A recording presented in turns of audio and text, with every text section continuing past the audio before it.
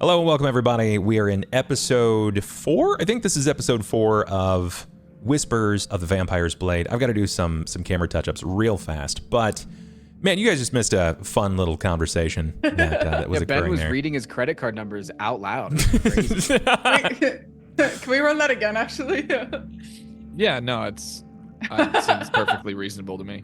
Yeah. You know what? I mean, good luck buying anything with them. Seriously, try it. It won't work. Are you also chronically broke, Ben? Oh yeah, I'm.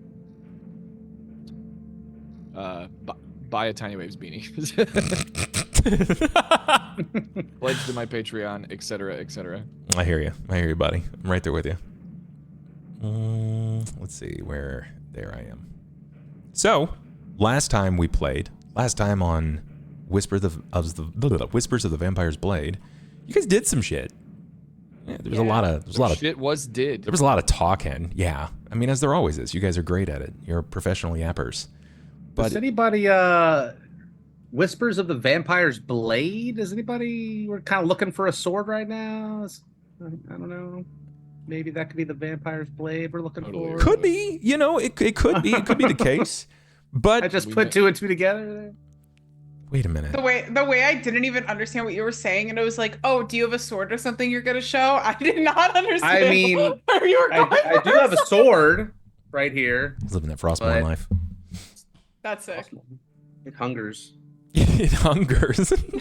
That's literally sounds like a vampire's blade. That's Yeah. It That's what I'm does. It's saying. the soul of a dead orc warlock's inside of it, and it steals your soul if you touch it. Casual stuff, right? Yeah. Okay. All right. So last session happened post the impromptu audition where you met with a one Vior Malek, and he tasked you with locating a one Lucan Stellos and a blade. He said, dead or alive, I need him back. You said, okay. You also negotiated and agreed that you would return to him someone by the name of the Dreambreaker, a gnome from history that has some fairly prolific historical footnotes attached to his name. But it wasn't for free. You negotiated a significant amount. How much was that amount? 40,000 gold. Yeah, 40 racks. Which means man. we're not getting it done ever. That's not true. That's not true. I mean, who? Anything's possible in D&D, Cobalt. Please use your imagination. We're definitely getting it Yeah, done. we're gonna need a lot of luck rerolls for that. I'm just saying. I definitely rewatched today's episode, and I heard Squid say that particular line like 3 or 4 times. It was in regard to Ivan asking if he could put his choker, the necklace, on his horse. So once it's like I thought anything was supposed to be supposed to happen in D&D, Bub. Anything can be achieved, and I was like, yeah, that's true. When we first started talked, that was something you said multiple times. Is I would be like, maybe I could do this, and you were like, anything is possible. Anything's possible. in D&D. Anything's possible. Yeah. But I mean, if you want to squeeze your half-elven sized necklace onto the mage-bred horse, by all means. I just can't guarantee that it's going to survive. Oh, I need to pull up chat. Stop calling him a horse. His name is Stuart. Yeah. Does everybody remember the names of their horses? I did, and I wrote it down. Balthazar. Big B Thazar. That's right. Princess Sophia. Princess How can you forget Sophia. that? Which Yeah. I literally just had the. Have you heard of Sophia the First? I have not. It's a children's show, and for some reason the theme song was in my head when you were asking that. It's the only thing I could think of. So that's I'm just stuck with it now. All right. I'm not mad at that. Ben, do you remember what you named your horse? Yeah, Rudo. Rudo, yeah. Princess Rudo. Or at least that was the say that. inspiration. I didn't say that either. I don't know what you're talking about. No, you wouldn't say that. We wouldn't assume. There's no thematic through line between all of the 2-syllable names that I have made up for my character Zero correlation. whatsoever. Correct. All right. So now that we know how much you guys can make, we know that you collected the horses. This is what happened last week. You were encouraged to locate the home of Grilsha Stellos, which you opted out of. You decided that wanted to go. You needed to hit the road. So you got the horses and then you took a 7-hour nap. Yeah, Anju was down to go, but also didn't really care that much. You wanted to sleep, and it makes sense. You guys needed a full rest. You had been pushed a little bit, and it was already kind of late, so you took advantage of that time. You got your horses, of which you all named various things. Do you guys remember what Tracy named her horse? She was really I only mad remembered about mine. naming her horse. It was Pearl. She named it Pearl. She was very hesitant. She was like, why do I have to name my horse? And you guys were like, well, I mean, they like it. They like it when you name them. So she hesitantly named the horse Pearl. Yeah. You found out that Grilsha had collected 3 magebred mares, specifically for Lucan. And your best assessment was that she paid outright in full. Do you remember how much those horses cost? Nothing. They weren't, yeah, correct. They weren't nothing. They were rather expensive. The cost of a magebred steed is 1,000 gold. And each of you were just given one. Just casually handed one. What do you know about the magebred steed? Faster, bigger, better, stronger. In every possible way. Every And possible way. Smarter. They don't come in fun colors. Correct. They do not show up in purples or greens. They expect to be respected as more than simply an animal. Yeah. Yeah, that's accurate. Because they have emotional intelligence and regular intelligence. They like being named. They do. All of this is I feel like you guys are reading your notes, and I love that you took notes on specifically the horses. I don't have notes pulled up. That was off the dome.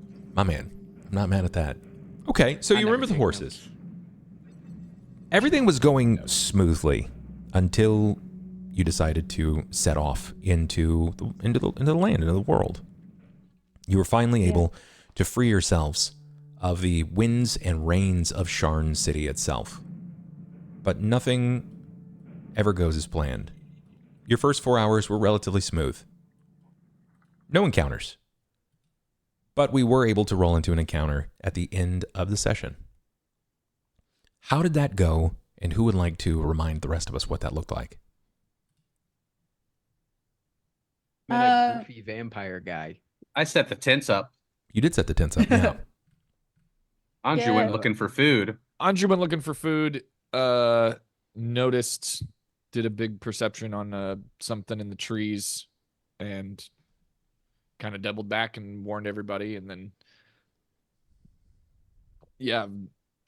a freaky vampire guy came down from the trees and was very Freaky. overly personable with Marian.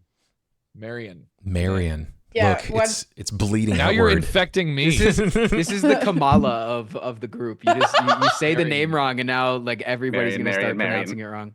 I can remember it because I said it as Marianne as a joke in character, and then got it right after that in character. So that's how I'm gonna remember it. It's also like if you pull up the stream, it's written out for you. I actually don't have any monitors on at the moment. I'm staring at blank screens. But yeah, that vampire liked me a little too much. And now everyone thinks I'm a vampire, which is really great. Andrew, You Andrew's okay? Convinced. You promised, so Andrew's like, "Fuck it, I don't have time to worry about Yeah, but you didn't really speak up in that moment till the end when we were like, "Okay, guys, maybe back off," you know. And I'm pretty sure it was Tracy who said that. That was like, "Hey guys, I don't know if we should really like pile up on her." Nobody said I believe you. Trust me, I would remember that. But Hey, I said good enough for me. Johnny said good enough for me and walked away and yeah, disengaged from the conversation. So that's not nothing. All right. But yeah. So my character, Marian's feelings are hurt at the moment. You know, not all pale people are vampires. True. Not all pale people were vampires. But it wasn't that you were just pale. It was something very specific about you that the vampire Your eyes were glowing. could smell on you. You were radiant. You were glowing, right? It wasn't just she just worked out and she's very shiny, right? No, you were emitting some sort of illumination from your body, from your eyes even. And for a moment we saw everyone sort of step back and see this as your working at cutting up a variety of things. You know, you specifically said there was a lot of garlic. You had something to prove that you were not a vampire, so you were cutting up a lot of garlic and other things that you had found. But we saw for that moment everyone step back and see you very vulnerable, angry, frustrated even, but very vulnerable in that moment, because you were feeling not necessarily objectified, but you were accused. You were accused of a lot of things in a very short window. And the only thing they had to go on was the word of a stranger that indicated that you might be well liked in the court of another kindred, so a vampire. It was a very interesting scene. Yeah. What was the vampire's name? Vanir? Vanir, yeah. Vanir. Vanir had introduced himself under the guise as a vampire. He said a Solstoy, a drinker of blood, and that he was worried that a pretender was ruining the name, unless it had just been a while since anyone had met a vampire, in which case that means a lot. Who did he say he was working for? His lady. His lady. Does anybody remember that name? Wasn't it just something like ominous? Like, there was a name. did he give a name? Yeah. I feel like it started with an M, but I could be thought wrong. you gave it to us after we went off. I did, but like, he said it in game as well as he appeared behind Marian. Aldaris? What'd you say? Is Aldaris? It's Calderis. It's very close. Calderis. Yeah, Calderis. Aldaris. Okay. Yeah, Calderis. So, yeah. That is he declared her the matron under Sharn, and he specifically answered to her. So it's safe to assume, right, that she is also a vampire. There's a lot of mommies in your NPC roster, my dude. You know, I blame Keith Baker, the designer of Eberron. Okay, there might be something else going on there. Based Keith. You did in fact. He was able to persuade? Was he able to persuade the information out of you? He did something with his eyes, and I was just like, Oh yeah, you were compelled. I was magical persuasion. I was put under a spell. Yeah, Doing vampire shit. definitely. He used the ability to dominate, and you were Don't like that. encouraged to explain basically anything that he needed to know. In regards, he asked about the one Lucan Stellos. He said, I need to know as much as I can. And what do you remember telling him about Lucan? His name. Yep. Name, and then that we were looking for him, and that he was going to Trollenport.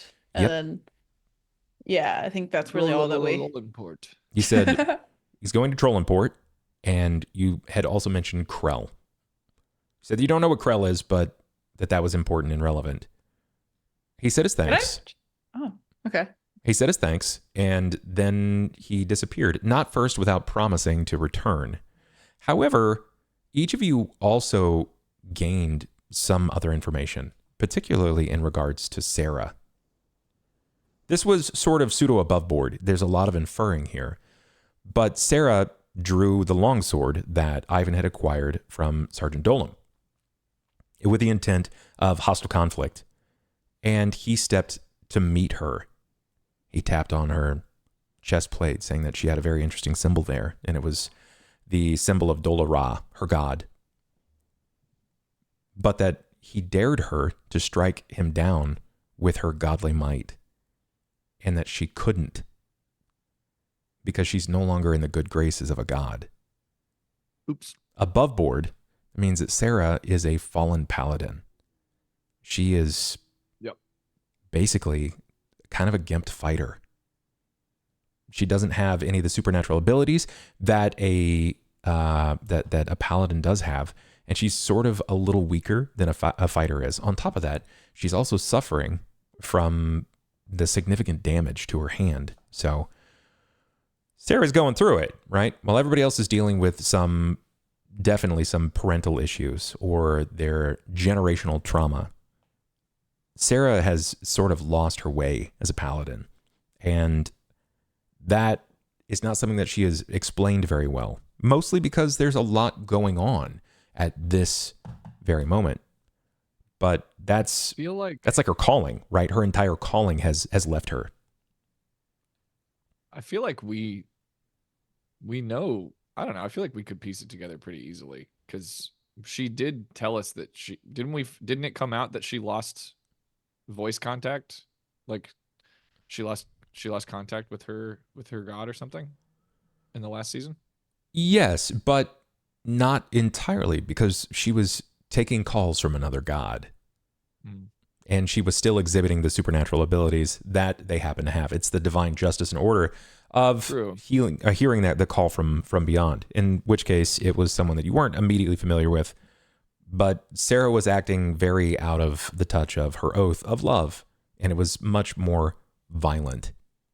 Yeah. Not me just finding out that she could communicate with a god. It's not really as much as she communicates with a god as much as the god's like, do that thing for me. And she's like, all right, boss. All right. Oh, okay. Yeah. Okay. Yeah. Cool. It's kind of like it's like a pager. It's a one-way messenger system. She got ghosted by her original. Yep. So it kind ended. Of a big deal. It ended with that. Ivan was challenging. He created a bit of a, not necessarily a quest, but it was an open challenge to the one Vanir, saying who would capture Lucan first. You did call him a loser more than once. I mean, I did. Why you gotta piss everybody off? I'm bored that doesn't want to have sex all the time. What else do I have to do? He's like, I have the most advantage. charisma. I'm gonna talk shit to everyone. Yeah. It's a strategic advantage. Dude, I feel like that's what bards do. That just like aren't horny. They gotta put like all of that sass somewhere. You know. You're not wrong. Are bards notably horny? I don't know enough about this. Okay. Yeah. Okay, I see. I mean, that's a stereotype, right? It's a trope because they're oftentimes seen as extremely charismatic. They're oftentimes very beautiful or handsome, and charismatic people that have talents like playing instruments. I mean, think about it. Someone who's incredibly talented, people, very great at communicating with their audience, their intended audience even, and they're excessively talented at one or multiple instruments. Generally have sort of the pick of the litter. So yeah. Oftentimes perpetuated as horny bastards. Okay. In this case, Ivan's not that, really. Could be. But Kind of instead was he at the gets, start. he gets a little lippy. Shit. Yeah. Yeah. Times. I'm like openly flirty, but I'm not really trying to get it. You know, like I'm trying to see what I can get from my words more than I can get from you. You know, like I'm not trying to get in your pants. I'm trying to get information and shit. Oftentimes just no as valuable. maidens, no problem. True, very now, true. If actual Pedro Pascal drops into the campaign. Noted. I'll put that one in the back of my mind for reasons. Perfect. Okay. I heard that before. Tonight, we will find ourselves following the events of dinner. Just for the sake of creativity, Squid. Can you tell me what you decided to make and or boil upon the fire? Like, okay. Well, I'm assuming it's some sort of stew, you know. Sure. Probably it doesn't seem like we got anything hunted, so I feel like it's just a bunch of different like veggies that we might have had, maybe some potatoes, and probably like edging on uncomfortable amount of garlic. Okay. I would say. Yeah, like a noticeable amount. Probably not a lot of other spices. Doesn't seem like we really packed a lot like that. Just like a fuck ton of garlic that for some reason I had on me. Just garlic soup. Yeah, I would say garlic potato soup. There are worse things. I'm not mad at it. Yeah. All right. Okay. So as everyone sat dealing with the winds cutting through the trees that evening, managing around the fire as much as they can, you sit enjoying your stew, some amalgamation of a significant amount of garlic and potatoes, not nearly enough, at least to match the garlic, but it's hot. And it's welcoming. Yeah, you just had a bizarre invitee, or uninvitee even, that joined you. But there's always that pullback. It's everyone sort of coming together over a meal. You break bread. And maybe there is the awkward silence. Maybe there is the tension that sort of followed. It was eloped into your lives. What do you think that looks like? Do you remain silent? Do you just attempt to stomach and swallow the soup and then find your way to your beds, or in this case, for Ivan, back to Stuart, the love of his life? You remembered. I think I'm kind of probably like chilling close to the fire, maybe like relatively close, and probably pretty silent to myself at the moment. Okay. I feel like after our accusations, Anju went back to the fire and just sat. So I think maybe he would have just perceived you like shoveling garlic passive aggressively into a pot for like in total silence, like no eye contact, just fucking, he's sharpening his dagger or whatever, just like, is that more? Is that no? It's probably like, it's probably not more garlic. So I don't know. I think Anju would also probably keep watch, so he's definitely still awake, probably eating the soup, probably about to comment that. Yeah, he like takes a sip and immediately, it's pungent. It's a lot of garlic. Yup.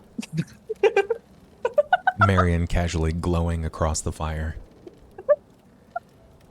No, I think it tastes great.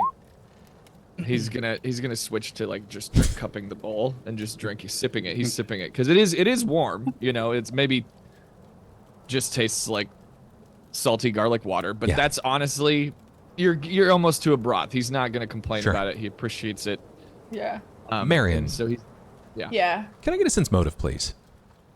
Absolutely, totally. You can give me just a moment. Yeah, it's right there. Oh. You actually not only believe Ivan, it's very compelling. He's quite happy. What did he say? I said it was really good. Oh, right. He might be holding back tears with how good it is.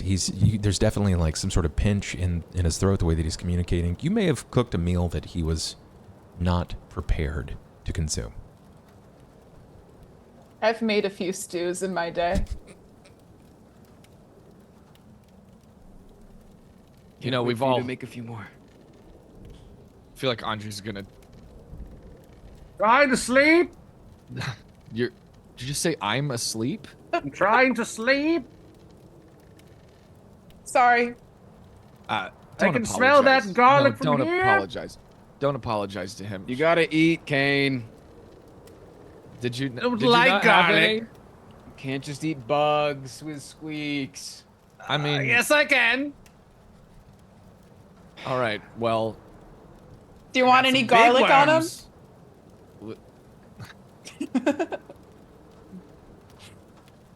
High We in have- protein.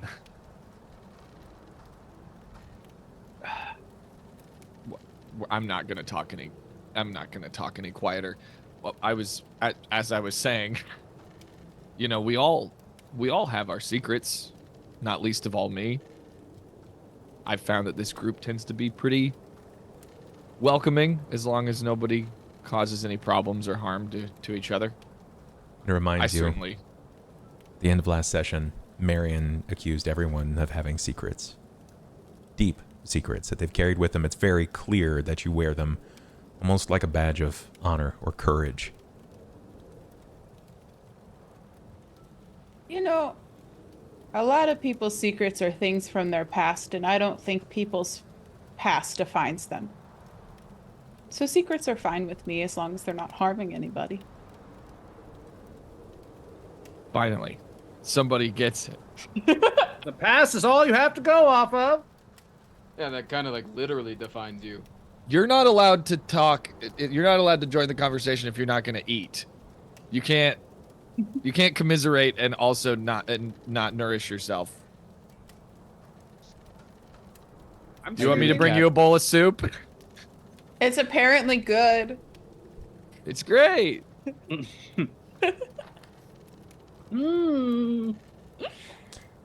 Sera stands. She says, "Fine," and she scoops a bowl and brings it over to your tent and sets it down just in front of the flap. Anju stands up to do it for her and then stops himself and just hands her the bowl and lets her go off. I'll just Tends to reach his out own with my soup. hand and pull it into the tent. Like a fucking cat. Yeah. You see a silver draconian claw steeple outside of the tent and pull the bowl inside. Old tent will stink of this when I'm done.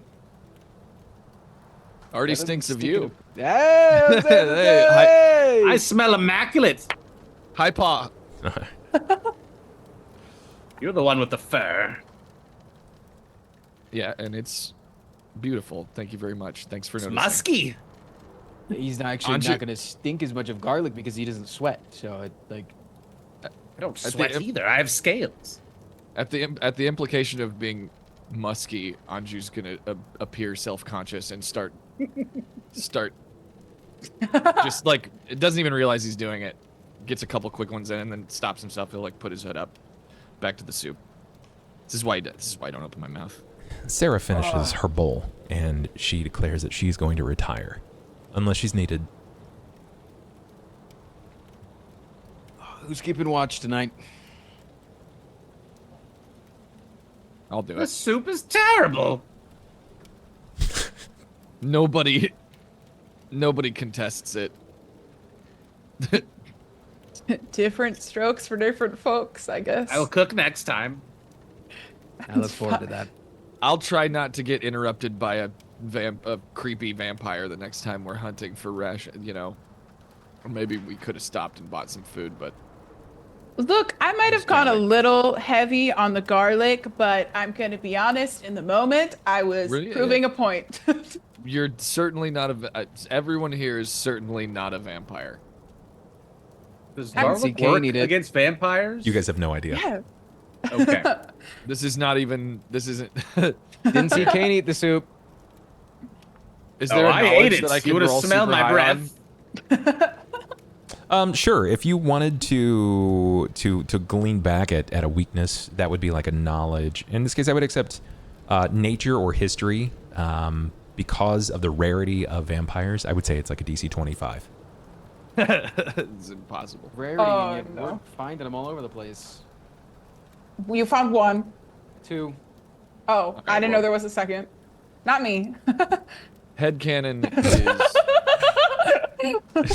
established. Sounds that we like all something believe- that a vampire would say, Marian. It's the scene from The Thing where they're all testing each other's blood, Yeah. except everyone's really stupid.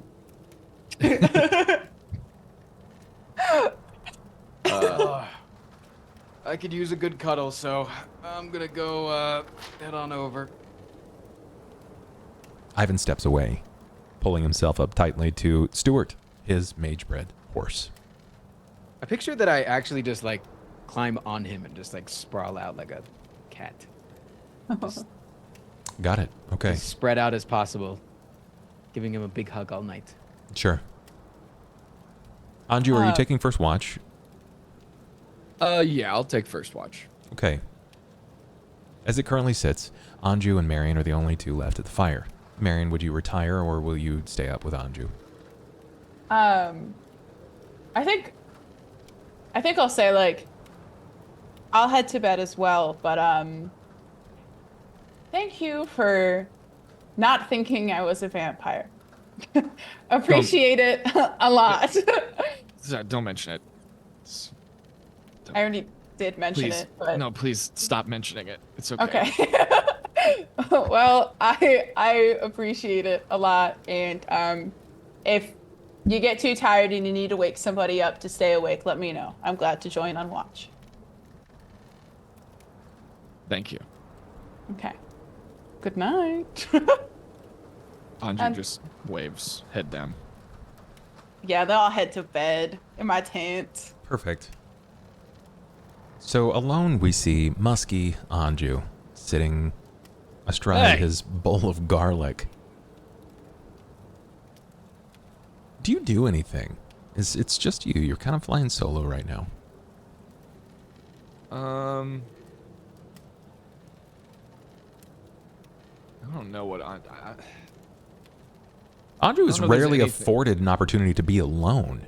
So if there are any Yeah. routines or things that he might attempt to do, that's a great time to sort of set the scene and show us what that looks like.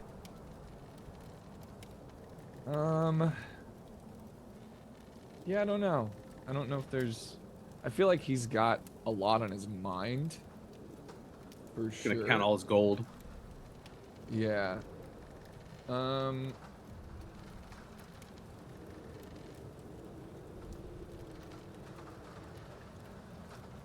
Yeah, he's kind of. He doesn't have an abundance of information. I'm like looking through if there's like something that I can like inspect or, you know, read over again. Like he's got that letter, you know, but Yeah. God, I have so many notes. I'm sure there's a prop in here somewhere where I can do something, but I think I don't know. I think at this point he's honestly focused on keeping watch, and he's thinking about his own situation and how little or much it's going to intertwine, and how he's gonna have to. I don't know. He's worried. He is worried about getting himself into trouble, and he's worried about getting his party mates in trouble. He's not really trying to cross paths, and he feels the inevitability of it because there's not, you know, all signs point to him not being able to outrun his past in a way that completely separates it from the group, and he's kind of, you know, I think he's just mulling that over. I think he's sharpening that dagger a bit too long, and definitely just focused on looking out into the darkness and, you know, probably feeling a little bit weary and hoping that there's not another fucking vampire out there. Sure. So do you do you keep that fang on you? Do we see you with your bow at your side, or? Oh yeah. Okay. No, Okay. absolutely. Like 100% at the ready. Sure, that makes sense. So you'll sit and wait. There's a certain solace in the lonesomeness of it. He'll curl up in a loaf, you know, do 3 360s. And Sure. kind of You've pushed a few more logs onto the looking out into fire. the woods. You watch out, and there is something peaceful about this. It's incredibly comfortable. You've done your 360s. You've pushed out some of the loose topsoil or things around it. You're near a fire, which is a comfort space for you. Give me a fortitude save. Always with the fucking fortitude saves with this guy. The stay You awake believe it? save. It's exactly what it is. It's a stay awake save. Eepers. Sure. The missile is Eepy. 16 is pretty good. You find yourself nodding. You can sense it, right? It's the eyelids are heavy, the fire is warm, and you're just behind the stew pot in the flames in such a way that it blocks a lot of the directness of the wind, but you can still feel the chill on your side. It's comforting. You sat many nights in front of the fire, and you can feel that you're starting to nod off. Doesn't really make for much of a good guard if you start falling asleep. But it's slowly Squid, taking heads or you. tails? Heads or tails, Squid? Tails. All right. Well, there it goes.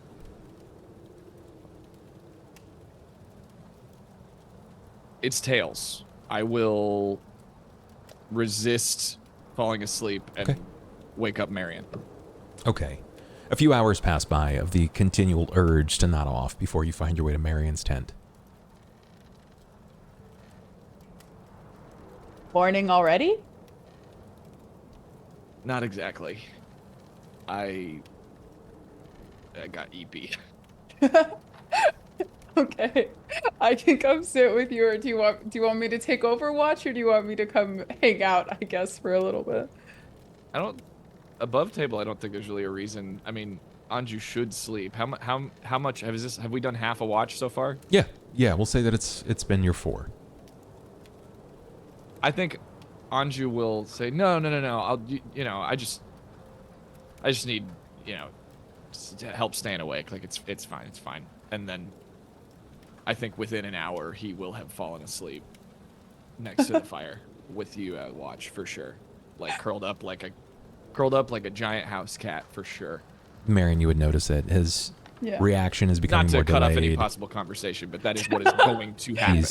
He's That's talking fine. to you, but the pause is getting greater and greater before he finally is able to belch forth some words. They don't always sound right. Sometimes they're a little slurred. The comfort has set in. The full belly is there. And company. You can see that even in this moment, despite his sleepy state, there is comforts there. It's been a long time since you've had anyone that's really kind of felt comfortable around you. You keep to yourself, mostly. Yeah. It's welcoming. I want to give you a chance here. We're going to start with a 10% range that you do not want. So give me a 10% range that you don't want. But can I go in the middle? How big is the rate? Like, what am I picking numbers in? It's 10%. So out of 100. Oh. 56 to 66, I don't want. All right, so it would be 56, 65. Here we go. Oh, that is, wait. Yeah, because 56 itself is going to count. But Oh, we're okay. far enough off. Cool. You're good. Cool. No encounters. Your night is smooth. It's easy. In fact, you find yourself starting to doze a little bit before first light kind of hits you, and the wind begins to fall to just mellow in nature. Your fires begin to die down as you're greeted by the morning light. 4 hours has whipped by rather quickly. And yes, you are tired. You're not sure you could do this again another night like this. You'd have to switch off for sure. But it's morning. Do you wake the others, or do you just let them naturally rise? Oh, we got something to do. I'm gonna wake them up. Okay. What does it look like? Well, okay. I think I'm gonna like gently kind of like put like a hand to Anju's shoulder, because he's still there, right? Yeah. He's like right near me. Yeah. Yeah. I'm gonna try to gently wake him up with like a push it on him and just be like, Anju, it's morning. Anju, until he rises. This is like the big inhale, or just like the immediate stretching out of all 4 of the limbs, just where they like towards the fire. It was moments, Anju. It was just moments. But it's I'm awake. daylight now. I'm awake. I'm awake. You're awake Oh, without it's- coffee? I'm shocked. Oh, the sun's up. Yeah. I must have. Ivan, you will begin to stir as well the moment that Anju sort of abruptly barks that he's awake. Cain, I'm assuming that you likely will too, as you manage to sequester Go both up of and you. Adam, pack up the hours. camp. We've got things to do.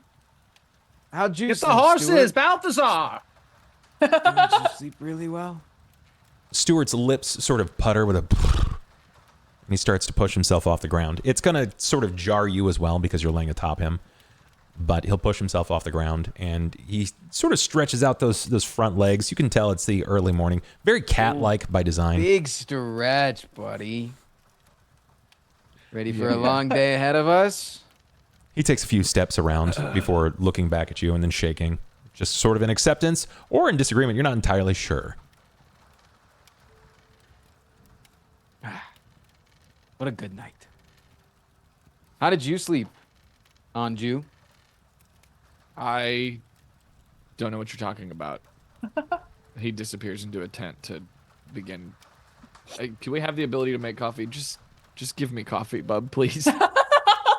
He needs it. Sure, it's gonna come at the cost of one of your water skins. Yeah, I'll like. Can I like heat up over the fire? Yeah, of course you can. For a little pour over Sure. coffee. Yeah. You do just that. Anju's nonverbal.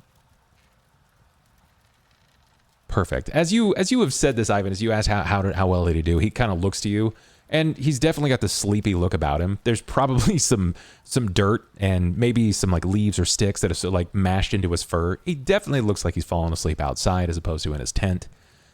Marian seems awake. Cain is scaling from his tent, and Sera is as well.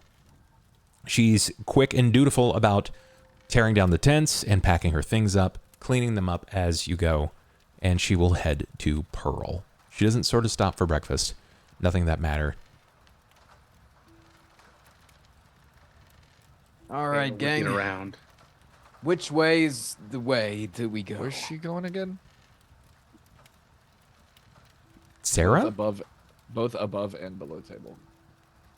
She's going to her horse, Pearl. I see.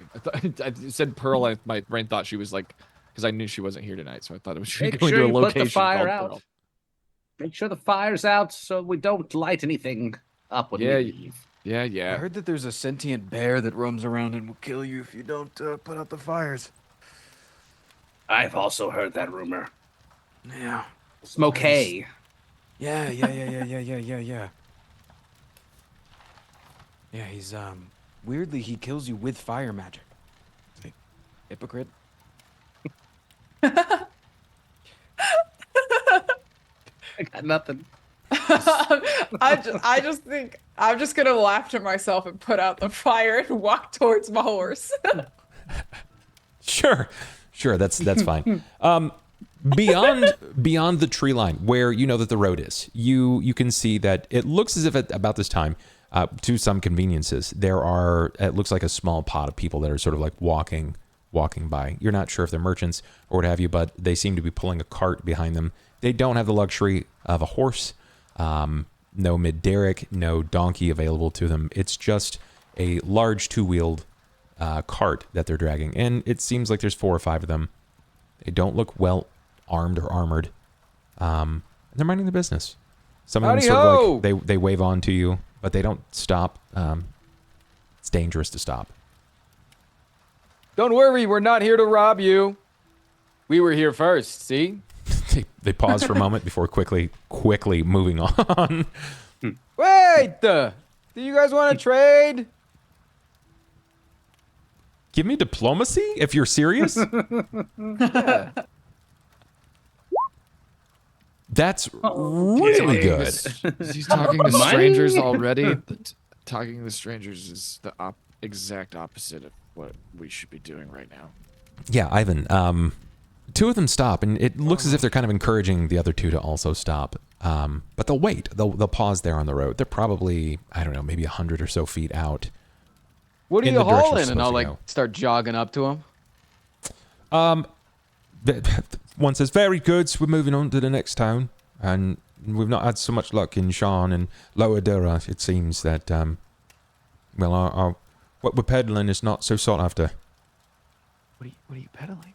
He pulls back the cover, and it's fruit. It's fruit. It's not super common to Sharn itself. Imports have left it out. Let's go ahead and get a roll on it. I'll tell you. Are they showing him their wares? Since motive, are they actually smugglers? Fruit? Fucking morning people, dude.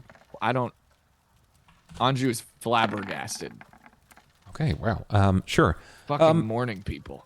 You see that it's not even fruit. I lied. Based upon rolls entirely, it's a variety of pre-pressed beans for coffee. Oh, wait. Anju, did you bring any coffee on the trip? Anju's holding a giant fucking pot of coffee going, We could probably use some. No, he's not really much without any coffee. Do you have like a way to like steep it on the road? No, it's why we moved here to the town, and we were open to press on to the upper nobles, but we don't have any kind of pass outside of Lower Dura. So, unfortunately, we're not from this region. We had no luck. Turns out not many people in Lower Dura can afford coffee. We can afford coffee. Do you call for your friends, or do you want to buy? Anju, come here. Why? Coffee. More coffee? Beans. But for free? No. But you're gonna run out. Can't you do it? Jesus Christ. Anju has been getting further away. Each time it cuts back to him to say a line, he's moved back like 3 feet. He's now standing in front of the door of a fucking. Listen, How much sir, you heard, Tim? I Already understand if you cannot afford it. It's fine. We've traveled pretty far, and it's going to be How much awful. for a tin? You of buy your it. Finest beans. Are you buying it? It's by the bag. It's definitely by the bag, and they're think like a rice bag, so like probably between a 15 and 20 pound bag of coffee beans. And Yeah, we could take that. it's a high price. He says it's 2 gold for the bag, because coffee is a fairly rare commodity in this area. I understand it's a bit pricey, but we're from a region not from this area. Above table, is it 10 silver in a gold? Yes. What about 15 silver for a bag of that?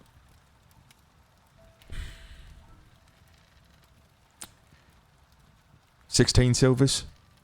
Are you haggling? Don't forget to haggle. We're Tell you what, just because this guy's an asshole, I'll do 17, sir. You got yourself a deal. Thank you, sir. It's mighty kind of you. You have to let us know how it is, or maybe pass a word around about Ashwake Brews. We're from a small farm just south of the New Cauldron region in Ashwick Greyhawk. Brews, huh? Ashwake Brews, yes. Ashwake? Ashwick? Ashwake Brews, yes. Ashwake. Got it. I'm really good with names. It's Miriam! Write down Ashwick Brews. It's coffee that was farmed up around. It's Marian. Who's Miriam? It's from ash-fed soil, and it's made near the caldera of a volcano, and it's a rather unique blend. Something that I think most people seem to really enjoy. That's cool. That's awesome, yeah. Well, thank you, says. Of course. He collects it, and he'll pass you off the bag. And the aroma is very bitter. The smell of this bag of beans is very bitter. I'll fucking hoist it over my shoulder. I'll jog back over to Anju. Anju, you'll never fucking believe what I just got. It's Anju's volcano coffee. Anju's already smelling it. He's It's volcano coffee. They the made this bag. in a volcano. They wave, and then they continue on down the road. Dude, you got to figure out a way to make this. I want to try it. Maybe we can make it. Maybe we Just could fire. discuss ways of making it on the road. Good idea. Oh yeah, what are we And then- doing again? Sarah, Just eat them. she breaks that silence in finally the awake. continuity that you've recognized, and she expresses in some frustration, "Can we just leave, please? Can we go?" Yeah, guys, come on, let's go. You ill today, Sarah? Your voice seems a little bit raspy. It's seasonal. It's something has affected me. It's Something's allergies. going on with the fourth wall. It's It seems to be breaking. Well, maybe we discuss the state of Sarah's voice while getting on horses. Thoughts? Anju, I did yeah. buy you this coffee, but your horse is gonna carry it, and I'll just like throw it over the butt of the horse. whoa, Tie it whoa, down whoa. yourself. Anju's gonna. Can I like try to intercept it? Yeah, of course you can. No. I'm just gonna awkwardly try to like talk to the horse about like, hey, is this? Like, do you like coffee?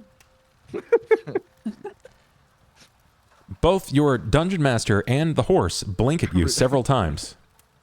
I'm gonna put this where. I'm gonna. He's like slowly like I'm gonna put it. He's like loading it up slowly. He's like, it's good. Okay, too heavy. Good. You can put it on the horse, yeah, or No, I know. I'm asking. It's done, and I'm now just awkwardly like making sure the horse is okay with it. He's just trying to be polite. Have a bag of holding. I would like to remind you also have a bag of holding. Well, I thought this was like a big 20-pound ass bag of I thought it was like a big ass. The bag of holding is magic, guys. Yeah, but it's not big How enough big? to open. There's no you limit can't- on the opening of the mat. Yeah, that's what I'm Pour the saying. beans in, motherfucker.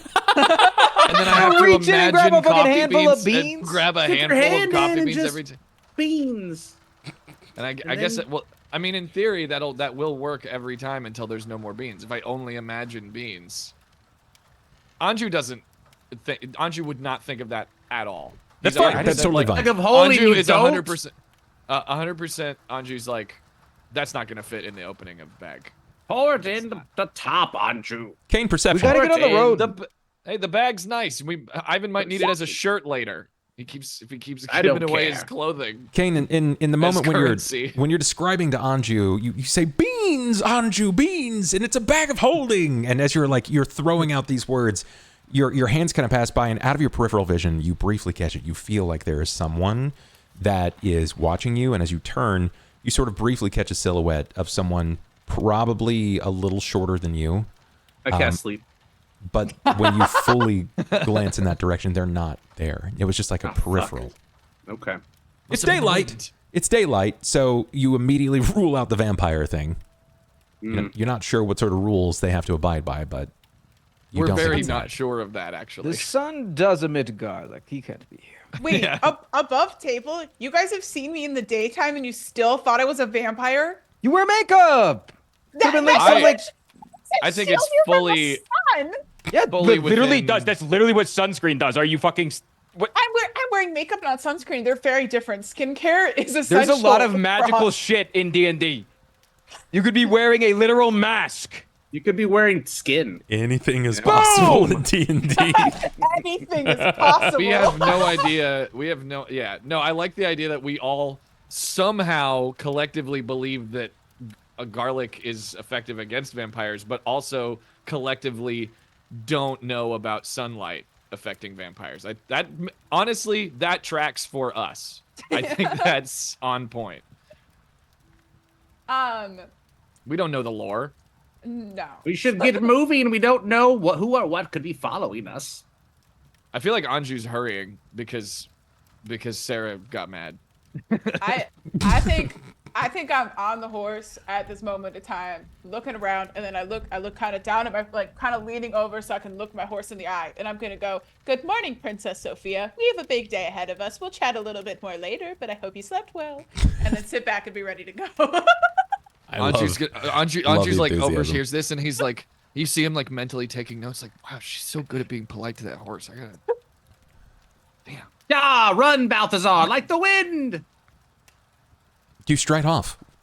You have mounted Balthazar, and you bound off in the direction that you are supposed to go. Marian, similar, Anju, and Ivan, each of you have strode upon your horses, and you ride on. This is where things get, I would say, probably what feels like the most mundane in regards to D&D. You have what is most perceived as like your overworld travel. It's not the most thrilling, but it's where you have the option for encounters. So let's try to roll for those now. You're going to have daytime encounters and nighttime encounters. You have 6 more days before you arrive in the location known as Trollenport. So let's start right now. We're going to start with Ivan. Yo, I would like a 25% range that you do not want. do not want. How do you know I don't want it? Surprise me. Make me Can I just say I want it and then we get it? No. What are we talking about? Pause. Encounters. 21 to 45. encounters. 21 to Resume. 45. Got it. Okay. 35% range. Cain. Let's go 1 to 35. You said 1 to Got it. 35. Got it. Low.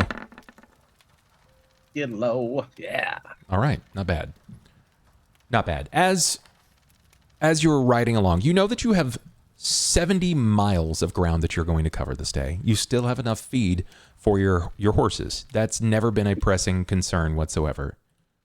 You can oftentimes still stop and let them graze. You can drink and stretch as you so need to do so as fit, but nothing is ever going to prevent you from reaching the goals here. You've crossed the mileage, right? No challenge. Cain. In your stride, as you are crossing as much ground as your horse can possibly allow you today, you can't shake the feeling as if you're being watched. It never quite leaves you. It's not like you know you are. You can't see anyone. You glance around, but periodically it looks as if someone is stepping behind a tree. And each time you feel like you see that silhouette tuck away, dip behind out of your field of vision, they're different sized. These aren't black-cloaked, dagger-wielding assassins from House Thorani. These aren't monsters that are stalking you. They're not vampires. You're certain their cloaks are green. Not like emerald, but forest. Deep. Each of them seem to have some sort of elaborate shape across their shoulders. Not like they're wearing a mask, but that something bizarre has happened with their head. It does not necessarily appear that they have been damaged, but every time you see it, it's like an elaborate headdress has occurred. But you can never make out any of the finer details. They just disappear as quickly as they were in your vision. And you never have any discernible proof that they're there. You can't help but shake that feeling as if you're being watched, all while striding upon the back of Balthazar. And Balthazar has this similar feeling. You know, animals, especially intelligent animals, are empathizers, particularly animals that are as intelligent as Mage Red Steed. So where you are pulling the reins a little too tight, where you are grinding your heel beyond their stirrups of the saddle, Balthazar will kind of weave and find that flow that matches you at this point. It's never perfect, and you stay up with a group, and when things start to slow, it makes most sense, and you're good. But it sets a tense series of feelings. The tension is there. Cain, you're no longer hearing the voice of something inside of you, but you've not been able to shake the feeling that something is watching you since the forge. But the same as what's in the forest, or something different feeling? Feels different. These eyes don't feel ominous and watchful. They don't feel fatal. This feels curious. It's hard to say if it's innocent, but it definitely feels curious. Night quickly befalls you. Do we set and see the same routines from everyone? I would let everybody know that I'm either crazy or there's something. I think I see something. Watch out for green guys. All right, I'll stay up and keep watch then. At least for I'll take the first one. Don't get to tell me twice. I'll play games with Stuart. Be Okay. vigilant. I think there's something following us. Anju Either will that or I'm seeing things. something following us. I Something. kept getting something in the edge of my vision, something green, some kind of cloaked creature that I couldn't quite keep track of as we were riding throughout the day. Could be more, could be just one, I'm not certain. Maybe I'm just getting older. Would we green cloak? Anju wears one of those. Is that just a coincidence? Is there anything that would ring a bell here? Is there Not anything particularly. that he us out?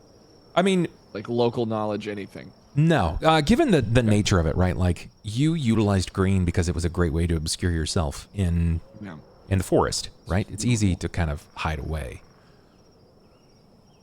It's very telling that there were no immediate symbols that he could pick up, but yeah, there's nothing that makes you think that like there's a particular clan or group or a series of individuals that are tracking or hunting.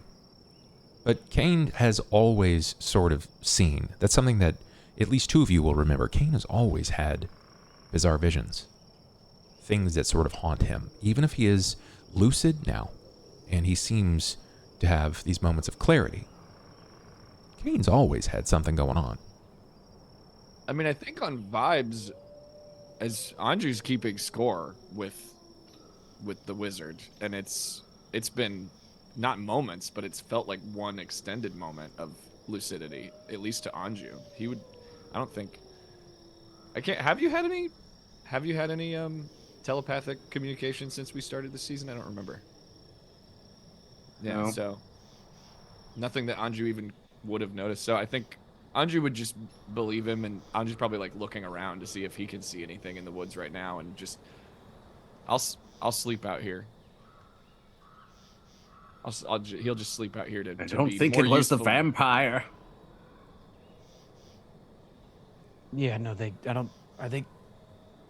No, the sun is like the same as the garlic, right? I don't know what's worse. Could be Knowing a it's a vampire. mercenary. I'm sure somebody wants our heads at this point.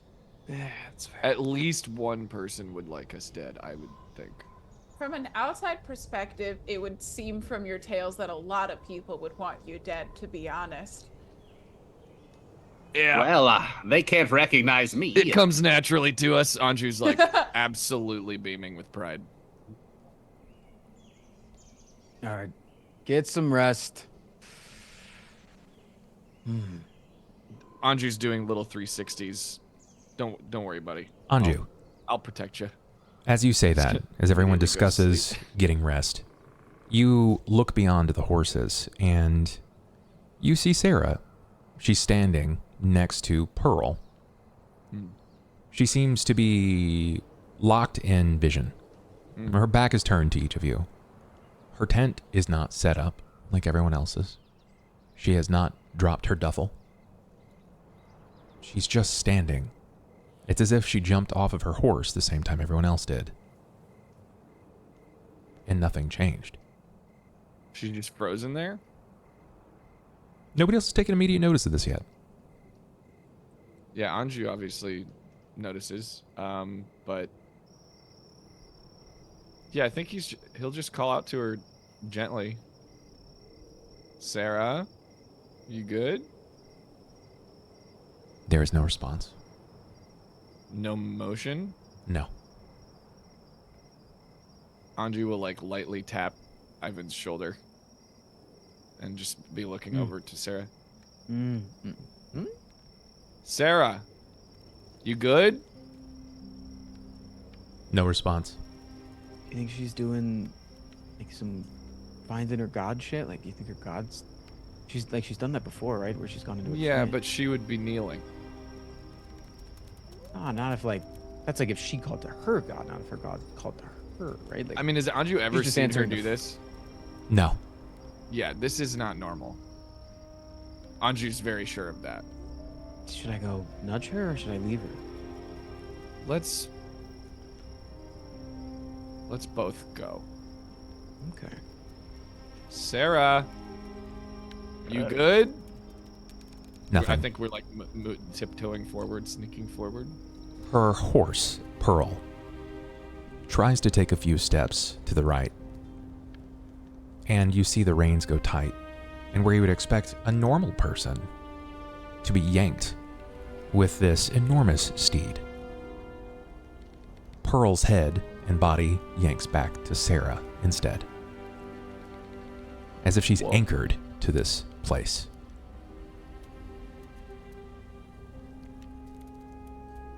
I'll reach out and try to move her shoulder. Yeah, I'm like, can you interact with the horse? Like, are we able to get close? You can get close as you reach out. You Does the horse look scared? not quite scared, but excited. Excited can quickly devolve into scared. As you near, to get a grander sense, setting the scene here, you have begun to see that the sun has fallen past the horizon, and you're met with the hues of pinks and blues that decorate the tree line. They hang sluggishly over the Breelish countryside, casting some sort of bizarre misty haze across the dew-slick hills. No birdsong. The hooves of her magebred steed seem to beat steady in a rhythm that sort of matches antagonization or irritation on the dirt road. First resisting, then under the yield of her hands, the horse is yanked back yet again. Sera doesn't speak. She doesn't seem to meet your request or your call. Can I go around the... Like, Ivan, you stay here. I can't go around the other side of the horse and try to, like, get in Sarah's line of sight. Can I, like, sneak around and try to just see what she's looking at or what her face looks like? Sure, you but can like do that. around the opposite side of the horse, you know? Yeah. I'm gonna hide behind a horse's ass. Okay. You can stealth if you'd like to, or just kind of lean And into do you this know as your what natural comes ability. out from behind a horse's ass? I do. Anju, you see it before a word is even shared. It's a shimmer of golden light behind her eyes, met with a darker flicker, like fire seen through a tear-soaked veil. What the fuck? She attempts to gasp. You can see the nostrils flare on her face as her hand slowly moves up over the chest where you would see the symbol of her god, the Dol-Ra. And her lips open as if speaking two voices at the same time. A whisper, but it becomes louder than the wind and the grass around you. It seems to float and hang on the air. It's almost as if the voice is all around you. In Sarah's voice, and something that echoes behind it just in like a half-second delay. It says, "You carry two chains, girl. One forged in light, and another forged in grief." Her eyes snap to you, still the same fiery burn with the golden hue. Sera turns to the saddle. She glances to you, Anju, and then leaps upon the horse with quiet urgency. Sera? You can hear the sounds of the gauntlet knuckling Sera. tightly over the reins, and she glances back to you. Ivan. She's calling me. They're calling me. Who? Dol-Ra. You must go. It's your time. Dol-Ra? But hey, Is I know you didn't want to name her. She can only go so far. You go in the morning. Dol-Ra her original god? Yes. I'm trying to remember. Okay. Dol-Ra Does everybody know that? gave me strength when I had nothing. I think she's offering me redemption, but the Fury, she remembers.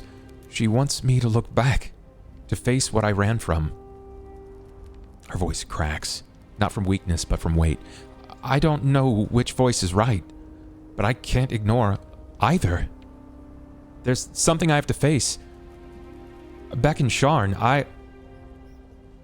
I'll return. But for now, I'm being pulled away, and she releases that gauntlet over the reins, and when her hand touches the horse, you see it almost embiggen and imbue the horse with a sort of radiating aura, and you can visibly see the vigor return to the exhausted horse.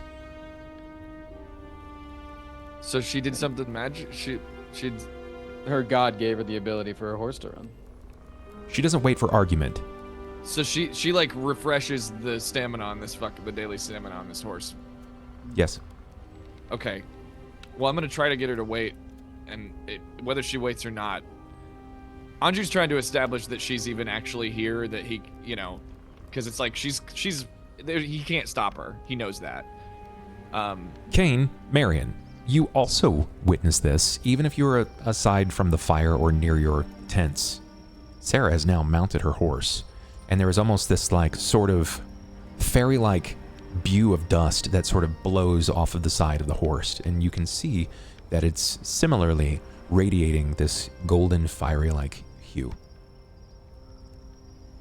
While all the other horses exhibit this exhaustion, hers seems ready for combat. It is prepared. Anju's gonna hand her a dagger. And if you come back, bring this back. You have to come back. She collects the dagger and she pushes it inside of the belt line that she has. She leans in with a whispered command. Her steed turns and breaks into a swift canter down the hill, leaving a spray of dust Sera, in her wake. Are you sure? In her absence, a faint scent of roses and storm-split air lingers. And even that Are you vanishes. sure? She needs to go find her way. Cain, Only this means she I'm can waking do you it. up tonight. I was gonna have her take second watch, but If I must. I don't think I'm gonna be able to sleep. I'll Okay. sleep then. can you put him to sleep? For 2 minutes. Yeah, but it'll help him. I think when you wake up from sleeping when it's your time to sleep, that you don't want to go back to sleep. I can put him to sleep and then we can knock him further I'll unconscious. Ooh, good idea, good idea. Go ahead and do it. Why are we scheming? I'll sleep when I want to sleep. Nobody's doing. You could chug some of the new coffee that Ivan got you. I'm not tired. Anju's rattled, for sure. What if she comes back soon? I'm not She's tired. not coming back soon, but Let's think of this positively. We won't be tracked anymore by that blasted ring. At least for a while. or by the ring of her armor. Yeah. She is really clanky. She'll be back, Anju. She fucking better. She's We got my should look fucking for another dagger. paladin while we're at it. It's a nice dagger. I gave her the nice one. Anju looks visibly distressed and super worried about whatever the fuck he just said. I think it's safe to assume that everyone sort of reads that. I'm more. My character's more relieved that she's gone because I mean, that was no, kind of a- because he knew I was feeling that she was messing it up with her god. I was reading the signs. I was like, Yeah. you need to straighten up there, little missy. he did. Not gonna... Yeah, you need to get your shit straight. I mean, that's kind of a reveal, really. Is by her saying that she's being called back for redemption, kind of implicitly reveals that that maybe her disconnect from her god is more serious than we thought. Can next week be the Do Sera we solo know- episode? Do we know if It could be. Would we know about? I feel like Cain, you would know about fallen paladins as a concept. I mean, I Potentially. have knowledge religion. I know a little bit about everything, depending on how I roll. Well, it's definitely another level of Anju or Sarah's got some shit going on. Well, I mean, it's like when we're doing a fight and she's using smite and casting heals, and then she can't do it. Yeah. 2 days later after she's made a horrible moral decision, it's kind of obvious, And, something's going Yeah. on there.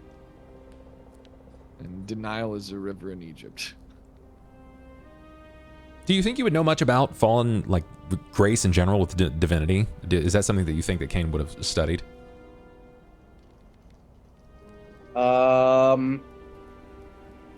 I mean, I think he knows about the basic knowledge about gods, just Like, he's not specialized in anyone in particular, but he could, like, rattle off, like, each one and what they're, just a few basic facts. Sure. Give me a wisdom. This is just going to be a memory, right? Like, maybe you aren't so inclined to study, like, raw divinity. That's great. But I think Cain is very quick to hear something that sort of settles that in him. If he's like, oh, that's good enough for me, I think I understand. And you recall back to someone who was less intelligible about like life in general, but more ingrained in the church. And they were discussing fallen paladins, or at least people that lost their way and they lost the touch of God's grace. And they referred to that particular person. They said, it used to be one of the good ones, rode in all shiny, blessed by the gods and all, and something snapped. He won't even look at his shrine now, and the shrine won't take him either. And it's like you kind of gathered, if someone loses their way, then God just don't really care that much. They're not going to give them an opportunity unless there's something really special about them.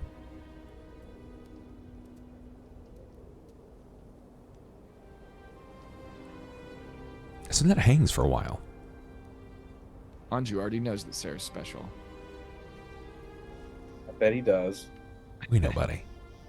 We know. Well, I guess if you want to stay up,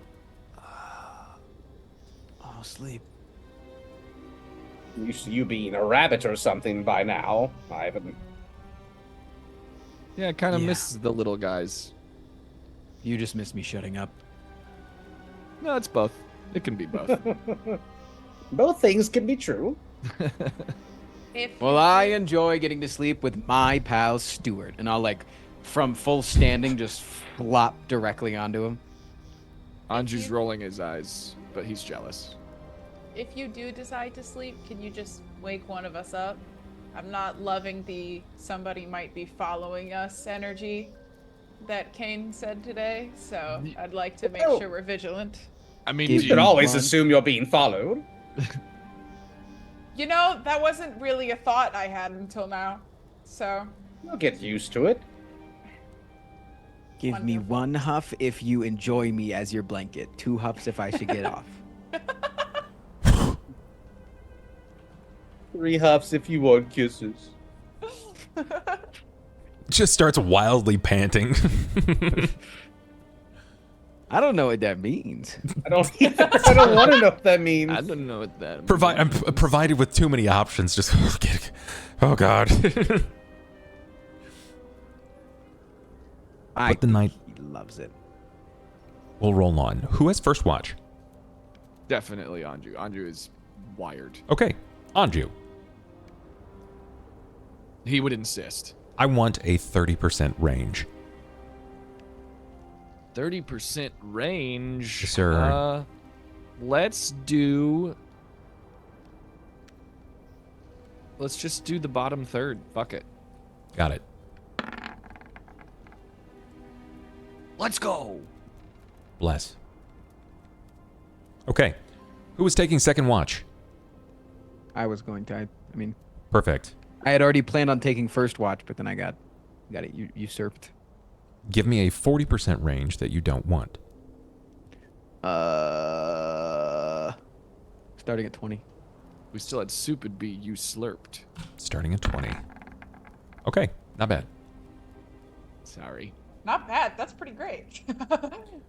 Wait, was that another 30? Was that another third chance? No, it was 40% chance, and it was missed. I see. So this is what that looks like. Anju. You are, man, you're mulling through your thoughts on this. Sera has been there, lockstep the entire way. You guys have been thick as thieves pretty much since day one. It's only become more interesting the longer you've been around each other. She saved your life. You have prevented her from dying a number of times. You've really kind of been there. Survived her trying to get me killed a few times. Yeah, Who's counting? exactly. Maybe just the one time. It's been But yeah, interesting. we've been through it. You have. And it never really allows you the opportunity to kind of fall into that exhausted state. It kind of keeps you wired. It's not coffee this time, it's emotions. It's emotional distress. We've all been there. But you hold on to that. I don't know what he's afraid of either, honestly. She can handle herself. But Anju's worried. The night seems to kick on. And before you know it, you believe that 4-hour window has passed. It's time to wake Ivan. And as you stand to stride over to wake him, you hear a noise fairly deep in the forest. It's not immediately close to you, but it's the sound of timber falling, like a tree breaking, snapping even, and then cascading with the ground. I would like a perception check, please.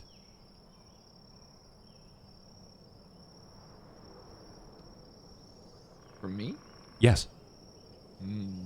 My favorite. Yum yum perception roll. Will that do it? You know, it was a 31. Of course a 30's gonna get it. Of course a 30's gonna get it. Anju, you hear the sound of the tree being hit, and then it falls. This. You don't quite see the entire leaves. tree falls? A tree falls, yes. In the woods, and I hear it. You do in fact. But it's not that catches your attention. As you glance in the direction that it has seemingly fallen, you see light. Not like firelight. It's like the pointed light of a bullseye lantern. The light is very narrow, and it's guided. Think like a flashlight's light. The flashlights haven't been invented. The closest you have is the bullseye lantern. I mean, yeah, I'm gonna jump up and... How far away is this person? Will I have to yell, presumably? You could yell. You could. You're not really certain how far it is. Bullseye lanterns can go up to about 100 feet. I feel like it's show yourself or I'll shoot. Am I wrong? I feel like that's... I'm trying to get this person to reveal themselves. Like, they're there, right? You like, tell me what you want to do here. I'm assuming they can see me. So, but I guess Anju is assuming they can see me. I think he draws his bow. He says, you know, stop or I'll shoot. Reveal yourself. Whatever. Like, just probably stammering. Is Ivan? Is anybody nearby? I mean, your party is nearby, but they're all asleep. They're asleep in tents, though. There's no one. Except, I mean, Ivan's still on steward. Okay, can I, like...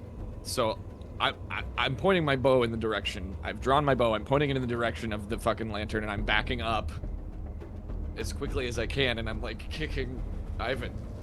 Back up! like we got... There's somebody out there. Fucking 2 nights in a row. 2 fucking nights in a row. Somebody Why are you kicking Stuart? What? Looks down, notices he's kicking Stuart. Sorry, Stuart. Starts kicking Ivan, who's already awake. Wake up! Wake up! You are kicking back at Ivan at this point, and you hear this almost buzzing sound. Think like the sound of like it's like a tread spinning. Like, have you heard the sound of like how when like a bicycle has a cart in it, it makes that like that popping noise as it's passing by, that like noise. It's seemingly sputtering like that, but it's getting close as the lights sort of like peek out above, and then you hear it from beyond. You're not sure how far this. Get back here! And then it pops out, wheels up over a bush. You see what looks to be a scout model Warforged. Fuck. Anju says, oh, fuck. A scout model Warforged bursts out from a bush. A quick perception over it reveals that it's taken a significant amount of damage. One of its leg treads have been destroyed. It's trying to wheel away, but it's lost traction without the ground around it. It's just spinning soil, and it can't seem to move. Its head turns and starts moving back and forth to each of you as it's trying to run in a different direction, and that's when you can see the silhouette of something lumbering and large. Come here! And that's when it glances out. I'll need a perception, please, from everyone asleep. Everybody that's asleep. Everybody that's asleep. Oh, I'm Bub, awake. do I have free control to transform I right went now, for or do the- I have to discuss that with my guy? It would be a discussion. Admittedly, it's a quick discussion. Anju, you're awake. You don't have to perceive I that. know. Marian, you're a heavy sleeper. You're I a was up late last night. It was What a- can I say? you are a heavy sleeper. Do you know what Scout looks like? I'm gonna guess that you probably don't immediately know what Scout looks like, Squid. All I've seen, does Scout have a wanted poster? Because I've seen wanted posters. Oh, but that's it. yes, but the wanted poster is of a hawk. Yeah. Oh, I do not know what Scout looks like. Yeah, They are a druid as well. Yeah, so Real. Love Yeah. that for them. They're like a transformer. they are That's sick. they're like a small think like a gnome-sized small transformer, but instead of like legs, they have tank treads. Would this have caused us to do a double take? Does it look close enough to like? Oh yeah, or it looks would like we immediate- it looks like the looks first like time you saw Scout. Scout. It looks like Scout. Yeah, I feel like Anju's. Can I get initiatives, please? Yeah. Go ahead and click your tokens, and I will Protect get that your scout model for no reason. marker. Yeah, there we go. Protect that scout model for the vibes. It's initiative. It should be on your character sheet. In it? Yeah. It's on your character sheet, isn't it? But is it under skills or is it in like the main? Oh, It's under hit points. Correct. It's under hit points. you found it. Okay. it. Well, you are We're in it. asleep. Yeah. We're in it now. Just honk shmee-me-meing. All right. So Sarah's not there. Maybe Oh. Ivan is low initiative because he's got to convene with friend in brain. Is map supposed to be same old map? It that is. was This before? is a welcome to improv theater of the mind here. Yes, and okay. All right. Well, I'm gonna forget where everyone is and where we are. It's perfect. You're just going to have to picture it. Put it in your mind palace. I believe. I believe in you, Ben. You have backed That up is away from the fire. It is the sick. opposite side that you're seeing this creature come over. It looks like this scout model Warforged has hit some sort of log or bank, and it's leapt up over, crashing about 5 feet away from the fire. That's about 10 feet away from where we would see Marian and Cain in their tents. The both of you are about 15 feet away on the opposite side of the fire, near the horses. This thing has not made itself appear in front of you, whatever is chasing the scout model Warforged. Can I ask the scout what it is? Like, Yeah. what is it? Of course. What are you running from? So in the initiative, you say, what is it? What are you running from? And it doesn't say anything. Okay. It does not respond to you. Is that normal? Or What, is that it- scout doesn't talk to you? Well, yeah. Are normal scout models not verbal? You'll have to find out. Ooh. I think instinctively positioning between whatever this thing. I'm getting in between the scout Okay. and the thing, just instinctively. Because for a second there, Anju saw regret. Sure. Anju saw, because it's kind of like the reality of what happened to Scout and like the innocence that was lost it's very confronting all of a sudden. Yeah. It's definitely he's a little rattled, and he's gonna instinctively put himself between whatever this thing is and the Scout model. Can I? Shit. I mean, Warforged are not, like, Scout's not fragile. I don't know, like, I'm trying to, should I just shoot into the dark at this fucking thing? I guess I'll try to wake everyone up. Is that necessary? Does that do anything? You can wake them up. I mean, if you want to. It's going to take physical jarring. Cain is going to wake up, but as Cain begins to stir, you hear nothing from Marian's tent. Marian! So Marian! perceptive. I think. Well, then, yeah, I think at the realization that Marian might still be asleep, where is this thing in relation to Anju and her tent? You don't know yet. You have a direction, but you don't know how far it is away yet. You can't quite see what it is, and that's okay. I'm gonna look back at Ivan, and I think Anju's going for that tent. I think Anju's gonna try to wake up Marian. You got it. You're not really afforded too many more options there. Your actions are a little limited. I can shoot into I don't know where it is in the dark. I mean, you've got a good idea, but you're not certain. Cain Carpenter. What does Cain do? I mean, I'm gonna. I would like to aggress the chaser with snowballs. Okay. You currently don't have a target, so you can hurl it in that direction and wait. Do you want to hold your action? Do I have to? If I hold my action, do I have to announce what spell it is? No. You just say I'm gonna hold my action, like you're just waiting for whatever is about to occur. I'm waiting for something to bust through. All right.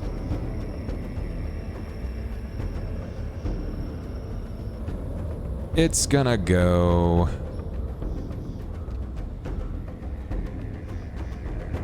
Next. My turn. 2 nights in a row of this shit. Yeah. It begins to bound through the clearing into the area where there is a fire, and you can see this creature sort of whip around as its body bumps into a tree and it seems to bend to its will. This creature's python-thick apish arms and stumpy legs conspire to drag its dirty knuckles through the various grass, the mud, the limbs. The stooped giant blinks its dim eyes in excess of soupy drool spills over its bulbous lips. Its misshapen features resemble a man's face rendered in watercolor, then distorted by a careless splash. It snarls as it charges, continuing to move forward. The sound of the offspring of a bear and a man might make, showing flat black teeth well suited for grinding bones into paste. Come here, you! And as it continues to shift, it drags behind it what you thought was a log. It rears up, showing a great axe the size of a horse. Knowledge nature. Marian! Nature. Very good, Ivan. Boom. Thanks. Cain succeeds as well. Marian does not. Anju does not. Those of you that succeeded, this is an ogre. It's not a small ogre either. Ogres Dire aren't ogre? particularly native to this area, and one of this ferocity, one of this build, definitely not. Definitely not native to the area. It breaks through, and it spends the rest of its round looking at the fire and the rest of you. And you see this horrific grin of malignant teeth that seems to bear in its cornucopia of yellows, oranges, and meat stuck between each of them. It raises the haft of its great axe and starts determining who it's swinging on first. Ivan, your turn. Do I get my held action, or You can, if you want to use it right now, you can. no magic missile? You're gonna hit him with a magic missile. Okay. So it's gonna shift you there. 3. Fuck me. Well, you don't miss, Minimum damage. but you did roll basically minimum damage. All right. When you're what do your magic missiles look like? I'm curious. Oh, wait a second. Oh, well, I mean, there's level 1, so... every 2 caster levels beyond the first. So do I have to... Is that just my level, or is that the level of the spell? It's your level. You were Okay. firing two missiles, and you did. You got the 2 and the 1 and the +2, so that's 5 damage in. Oh, damn. It's Yep. still low. You just Okay, rolled low. fine. That's all. That's fine. Mark that one off my spells. Blap, blap. 2 magic balls to the face. All right, magic We're balls gaming indeed. now. Ivan, what does Ivan Freely do?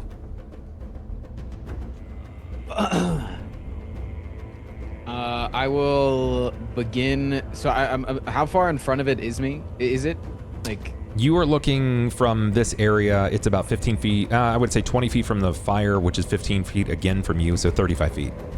Okay. I'm just making sure I'm not in like attack range or anything. No. All right. I'll start running like perpendicular to the Warforged. So, Okay. Like just trying to garner its attention. I'll start up my bardic performance and run a distraction, yelling at the thing. Okay, cue distraction for me again. Yep. Let's see. Do I have to make a save, or is this something that just occurs? I think you have to make it against my perform, right? May use the Bard's Perform check and result of the place for a saving throw after the saving throw is rolled if Perform skill check proves to be higher. So yeah, I get to make a saving throw. So make me a performance. Not that good. I'm gonna use my. Do I have any? Do we have any? We have luck one rerolls? luck reroll tonight. Yes. I'm using it. 20 is really Boom. good. Let's go. Oh, this is great. This is good. Oh, he shit. actually he has goodwill. So I could pass. Oh no. I could pass. So this guy's a good person. Oh. Let's go. Oh, shit, bub. I failed. I failed. So, what does this distraction look like? I'm curious. Hit me with it. Yo, Big Chungus! I've got a nice piece of ass for you to munch on over here. Probably doesn't taste like wood. You immediately garner his attention. His head rips across this and sees immediately to you. Marian, you can't not awaken to the sound of this bellowing, deep voice. Wakey, wakey, eggs and bakey. I guess I'll, step out of the tent with a yawn and be like, I was having a nice dream. Well, I yawn. Anju runs away. Don't talk to me before I've had my coffee. I guess I kind of see we're fighting this thing, so I guess I'm gonna follow with the magic missile thing and shoot my balls at him as well, if you don't mind. Can I do that? Well, here's the bad thing about failing that. You, in action economy, you're going to stand up and then walk out of your tent. And unfortunately, you are not going to know immediately what's going on. Unless you're like, immediate stand up, I fire well, you can't. You have to have a target, so... Yeah, okay. I guess I'll just kind of yawn and be like, what's up? What's going on? And immediately you're met with this massive, it's like 14 feet tall, this bulbous, like green and black lump of a figure. He's not wearing much. It looks as if he has animal furs tied like hastily around the waist, and it looks like a bush is draped over the genitals. The feet are very much the size of the Classic tent. Genital bush. This is not by any discernible means an ally. You're certain of this. Great Alright. bush, though. Great bush. You know what they say about big feet? Sorry, anyway. Lot of Big socks. bush. That's the Yeah, big feet, yeah. big bush. Yeah. Anju. Meow.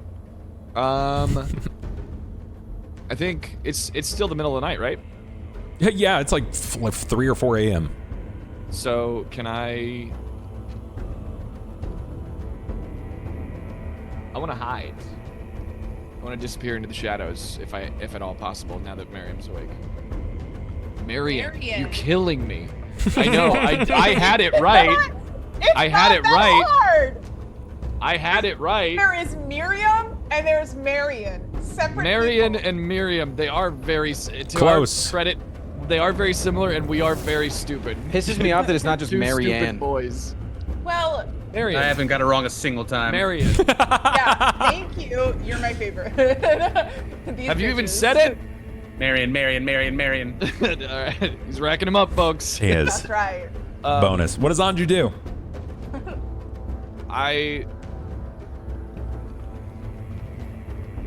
I'm immediately like, I'm gonna try to, because I can see the thing now. I'm gonna try to get out into the brush to where I can take a shot at this. Sure. thing. but I'm trying to hide first and foremost. I'm trying to disappear while it's distracted. So Anju when it turns is around, I'm nowhere to be seen. Its attention is very clearly drawn to Ivan at this point, and as you sort of whip around out of its periphery, you can see that its arms are as large as tree trunks. This thing is going to carry so much pressure and force behind its swing that if it connects with anyone, there's a very good chance they will die. Maybe we should get on our giant horses. Your horses are tethered to a tree. Oh, well, that's gonna be a fucking problem. We're gonna need to get. They're gonna need to be able to flee. Fuck. Anju, you're moving. How distracted are we talking right now? Oh, its attention is completely... He's offered a sweet ass to this horrific creature. Yeah, no, its attention is there. I can get horny when I need to, just usually not with an end game in mind. You know what? My mistake. I forgot that there was sweet ass involved. Do I free the horses? Do you? Are the horses freaked out? I assume they see the thing too, and they're trying to. What are they doing? They right are. They're wide-eyed. They don't know what to do either. But Fuck, I gotta remind you, okay? This is your story. This is your GM, okay? Above board mechanics. Okay. You operate best when you provide flank. When you catch them flat-footed. Right. If you spend your time trying to do other things, you, without a paladin, no less, you are the primary damage dealer. Yeah. Can I? Well, okay. I was next to Marian when she woke up. So maybe as I'm running off to get a flanked position in the shadows, I can be like, free the horses. Got it. So you want to move to beyond its vision and take a shot then? Yeah, if I can do both. Sure. I'm trying to flank. I'm trying to hide, and I'd love to shoot it. Well, flanking, hiding, and shooting, you're probably not going to be able to swing a lot of those, especially since you got to move. If you move and you try to stealth, you're going to cut your movement by half. Okay. You already know that its attention is drawn elsewhere. So if you wish to move behind it and fire and take advantage of your sneak attack, you can do that. Yeah, I think I'll, because I can always hide, hopefully next turn. But how far behind it can I get? I would like to keep my distance, but 30. still get that sneak You attack. if you want to continue to move away from it, you'll put 15 feet between you and its back. Yeah, I feel like you see Anju. Anju tells you to free the horses, and Okay. then you see him like disappear out of one side of the frame and like appear out of the other side of the frame Got somehow. Like he goes into the Lost Woods and comes out of the other side, and then yeah, I'm not gonna do a called shot or anything like this. Anju has never been so ready to kill something just straight away in his fucking life. This is like, oh, fuck it. Go for We're it. not- Make your attack. All right. So I just need to click on sneak attack, right? You need to click on well, let me open up your character sheet real fast. Because I we wanna have make rapid sure. shot. I do want to use rapid shot. Then you need to click, at that case, you need to click rapid shot. Okay. This allows me to shoot 2 arrows. Yes. Real quickly. No, you need to go on the front wait, page. You added it over here. That's Yeah, right. go on to the front page and click your rapid shot there. Wow. What? The minimum damage is crazy. Rolling minimum damage twice is rough. Your 13 is not going to hit, but your secondary attack rolled into a 22. Your 22 will hit. You're going to give me 2d6 of damage. So this is your sneak attack. So it's going to be 1 plus 2d6. 1 plus. Well, let's see. 2d6 plus 1. Okay, so you've managed to strike this thing now for 7 points of damage. Your first arrow goes wide. The second connects. Just under the knee, you manage to see it sort of pop in, and you feel like it was a great spot, right? Looked good. Everything looks good.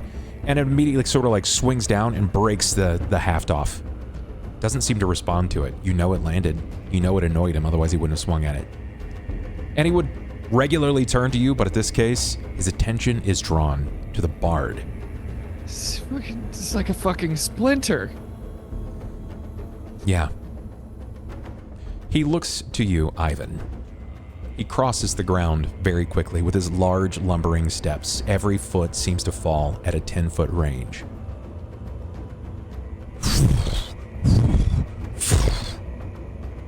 He takes a swing.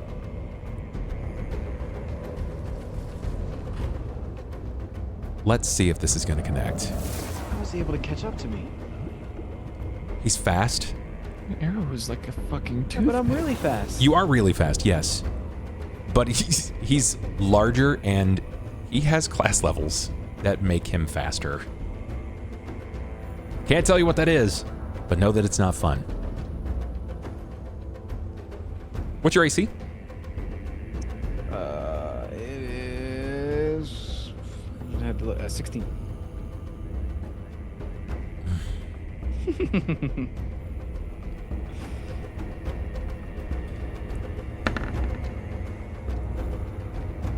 Even or odd in your favor? Odd.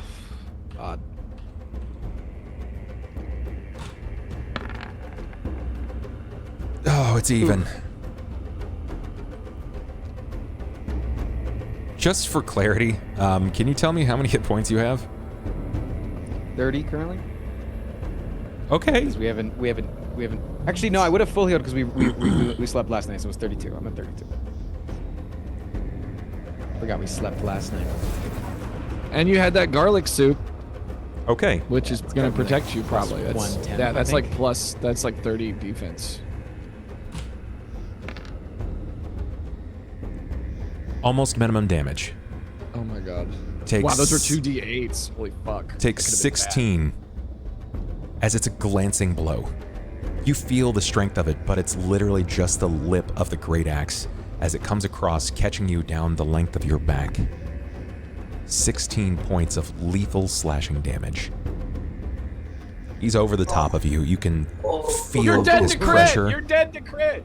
You can smell Careful. the bile of his breath. Cain Carpenter. This is gonna be fun. You see as he swings through, catching part of this tree, and the tree splits from its top, cleaving down through him, and you hear it connect with something on the other side, something fleshy. As it buries itself into a fallen log, just aside Ivan. Cain Carpenter, it is your turn.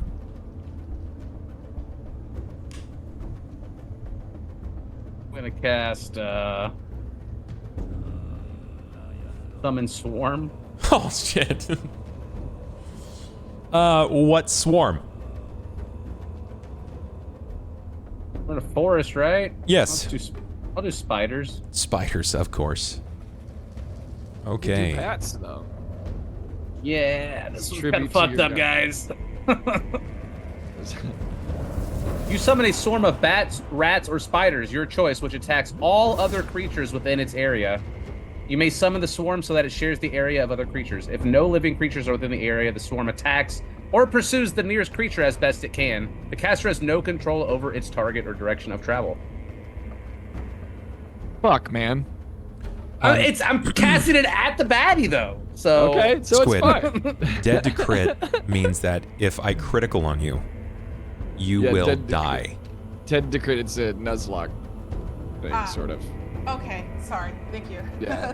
If I critical, even on minimum damage, my minimum damage is 14, and the critical confirmation is times 3. So it's a lot of damage. It's a gross amount of damage. Oh, girl. Okay. Yeah. It's real bad. So where Cain stands, as he summons forth, he brings his hand straight across, and you can see this almost eruption of spiders that pour forth from his palm, and it starts to move in this drove, this disgusting series of hundreds of legs moving across the ground like a carpet that sways and moves like the surface of water, trying to move up in the direction of his swarm. It moves at 25 feet plus 5 feet per 2 levels. So do you want to be able to get this thing on top of him for this round? Okay, so Yeah. it's going to require you to move a little closer. Okay. Get in here, buddy. It's gonna put you right next to the fire. Your terrifying fucking glob of spiders. It will meet him at the end of your round. So next round, we get to see the effects of swarms. So make sure you can tell us on what happens next afterwards. In initiative, Ivan, my friend. Took a big fatty blow. I imagine that I'm like turning around to face him now. Yeah. I do one of those like, cause I'm getting beaten back. I do one of those cool like little slides where I put one hand down as I'm getting pushed back. Got it. And I'm kind of out of earshot of people right now, and I'm gonna go. Unless you want to die too, I suggest you give me the toad on my mark. I thought you'd never ask. Let's have a little fun. And I'm gonna run directly towards this thing. Oh, fuck. And I am going to jump into the air and say, Mark. Perfect. Perfect. I'm So a for those at fucking home wrecking ball. that have no idea what that means, can you explain to them what that looks like? I can transform into a 900-pound Dendaran war toad. Hell yeah, you can. Yeah, it's about the But size of a smart normally, car. I transform whenever it hits dark. I now can control when and where I turn into this thing. So I just use the sheer weight of myself to just... And he does. And he does. There he is. You stride into your run, and as you leap, you transform into this smart car-sized, like ick and bile-covered toad.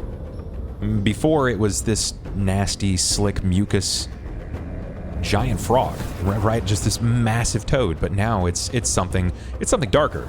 You move like a slick of oil, and when your body hits his, you can hear the words of your patron inside of your mind. It says to you, Consume. Take it all.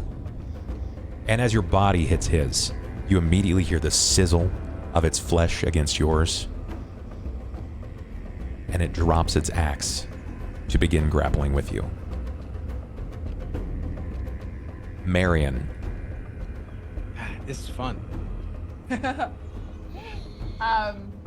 have 2 questions. I hope to have 2 or 3 answers. Oh, wow, great. Question number 1. I have a thing called Ray of Enfeeblement that reduces their strength. Yes? Yes. Cool. Would that make him less strong and hit less hard, correct? Yeah, definitely. Okay, cool. That's question. Well, technically that was a 2-parter, but that was question number 1. Question number 2 is, am I able to run and like untie horses and then shoot my ray, or is that like Too many actions. You can run and untie horses. You could run and shoot your ray. If you were closer, you might be able to feasibly do both, but you're not close enough to the horses just yet. cool? Can I get as close as I can to the horses, well, and then also shoot that ray? Yeah, definitely. Of course you can. Yeah, we're on our way over. Don't worry, Anju. We're going.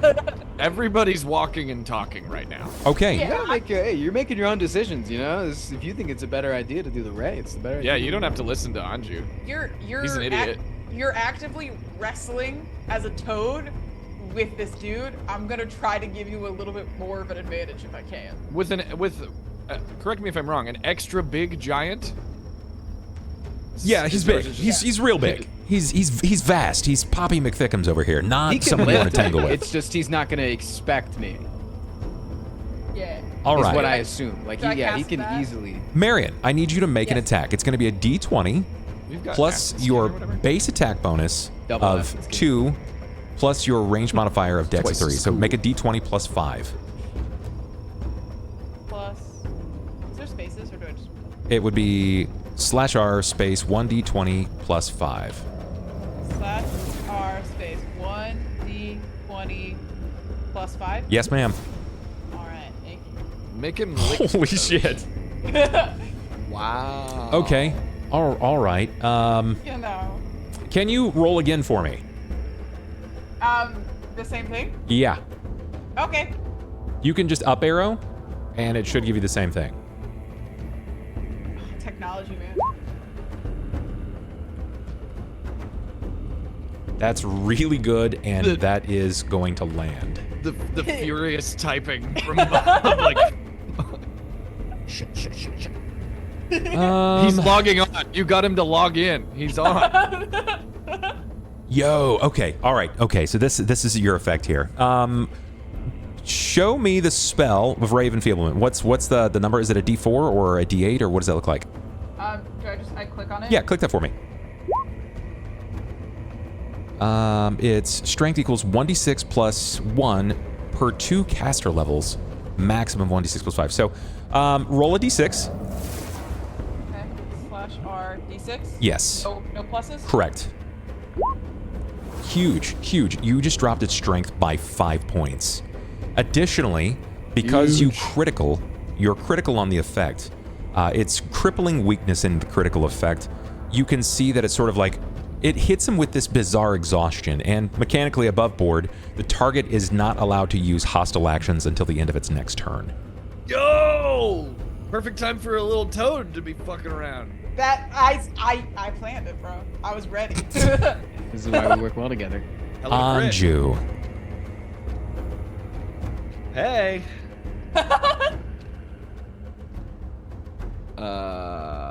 What does Anju do? Anju shoots it again. Good. Let's see it. Rapid shot again. Anju is like, yeah, rapid shot. Here we go. Let's see it.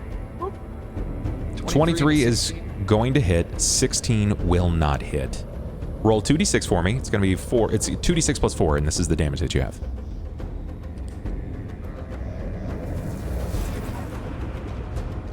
That's a significant amount that it just lost in strength. It lost a ton of damage. I was trying to see if there was something I can do. No, I have uncanny damage. Never mind. I got confused. What was I rolling again? 2d6 plus 4.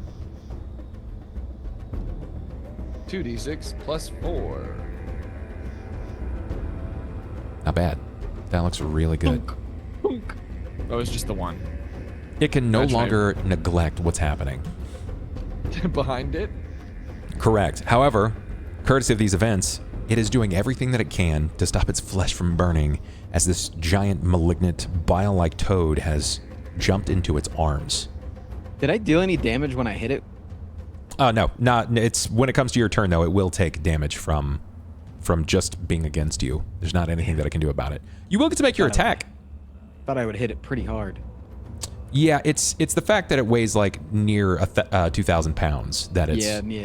You big boy. it's resisting. It can't take a hostile action though, so it's doing everything it can to stave you off. It's defending, which is ideal. It's a great place to be for you guys.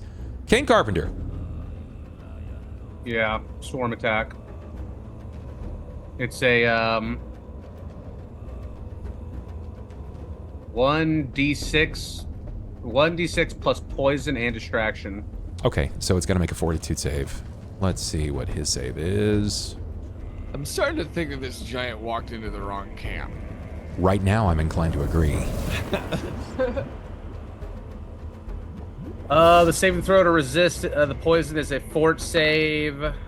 DC 10 plus half the poison creature's racial HD plus the creature's con modifier. Yeah, it's its fortitude save. It's gonna resist. Okay. He manages to resist the poison, and he takes what, 1d6? 1d6 of poison, but it also will do distraction. It Sure. can nauseate the creature that it damages. So if it any living creature that takes damage from a creature with distraction is nauseated for 1 round of fortitude save, negates the effect. So it's poison and distraction, and yeah. I don't know. My vision of this is kind of wild because this just reminds me of a fight from Pacific Rim where the primary Jaeger, oh my god, I can't remember. The main character's Jaeger. Gypsy Danger? Gypsy Danger is fighting Leatherback, and it leaps upon him, and he's trying to stop it from biting at it. That's what this looks like in my mind. It's kind of wild. Cain, yeah, that's exactly what happens. As you concentrate, you can see the spider sort of rove up from around its feet and ankles, and it starts swarming over the length of its back. Its back sort of arches in a way that it now feels these spiders starting to bite into him and attack. And yeah, it's in a rock and a hard place right now. It's real rough. Do you move? Hey, are those spiders?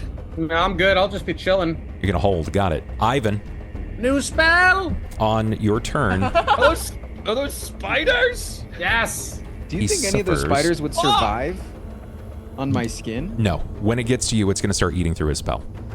They have 9 HP, so. 9 HP spiders. Did you say I'd take that damage? Or I'm dealing that damage? That's how much it takes from you, just from being in contact with you. Cool. Correct. How much HP does a commoner have? 4. Okay. So they're 4. not just regular spiders. Oh no, it's hundreds, if not thousands of spiders. Oh wow. Yeah. Yeah. It's, The whole deal with the thing is that it can hit us, so that's why it's Oh, I understand that. Yeah, Anju yeah. doesn't understand that yet. Hopefully he doesn't have to. what does Ivan do? Yeah. I would assume that I'm like kind of like snuggled up against it and I'm like trying to bite at his face. Yeah. Yeah. And as I'm biting at his face, I'm gonna at the same time say, "Do you yield?" And then I'll take a big bite. Takes a big bite. Okay. Do you have? You should still have that. You can go ahead and make an attack off of that. Off of. Your pay. I don't know if you still have that or not. I'll drop it into you though. Do I? I know. I pulled up the giant toad, which is it says melee weapon is +4 to hit, so it's just a 1d20 +4. Yeah. It's gonna be your bite, so it's gonna be melee plus so you make a d20 plus 5. D20 +4.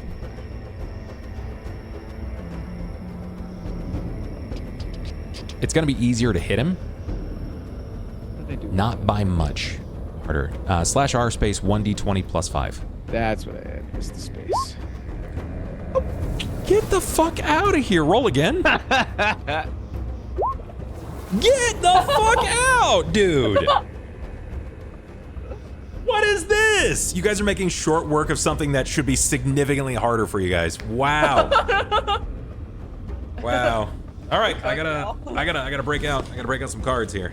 We were supposed to pass the night watch. That's what I'm seeing. Yeah, you're We're succeeding. fucking ready. I guess. All right, so this is considered bludgeoning damage from your bite. Why do you break out cards? Are we like reading tarot? I don't know. No, these are critical effect cards. So he successfully managed to make a bite attack on this ogre. It's considered a critical effect, so it's going to leave something major to happen. So Frost, tell me when you'd like to stop, and I'll tell you what happens. 5, 4, 3, 2, 1. Got it. Break out your card.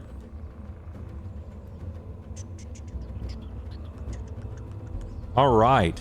Not bad. Okay, so this is considered, because it's a bite, your bite effect, you don't really have much in the way of teeth. It's crushing, so you're doing bludgeoning damage.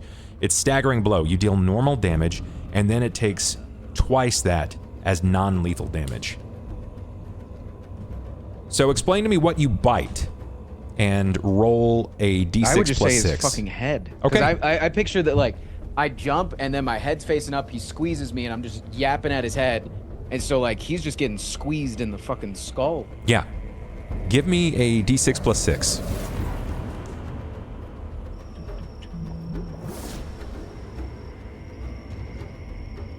Eight. We were reading tarot earlier. So Cobalt that- was. And he's going to take... That's a lot. That is a lot of non-lethal damage. So it's You guys are- 24 total, or You guys are doing great. You are doing great against him. Marian! I think he's also Yeah. grappled too if I successfully land. You get the grab effect on things that are your size or smaller. He's just outside of your range. Yeah. You ever gotten one of those little lizards stuck on your finger and they won't let go? They just bite onto it. What does Marian do? Okay. So I'm allegedly close enough now to like free them and cast a spell yet. Allegedly. Okay, I would like to allegedly do that then. So I'm gonna run over and like, untie them. Got it. And wait, man, what's the name of your horse? My horse? Yeah. I know everyone else's. It's Rito. It's Rudo. Rudo. Ruto, sorry. Ruto. Ruto or Do? Ruto. R-U-T-O. Ruto. Okay, Ruto. Rudo. Okay, so when I free them, I'm going to say, Princess Sophia, Stuart, Ruto, and Balthazar, can y'all just, maybe go over there for a minute? Like, I just don't want y'all to get hurt, you know.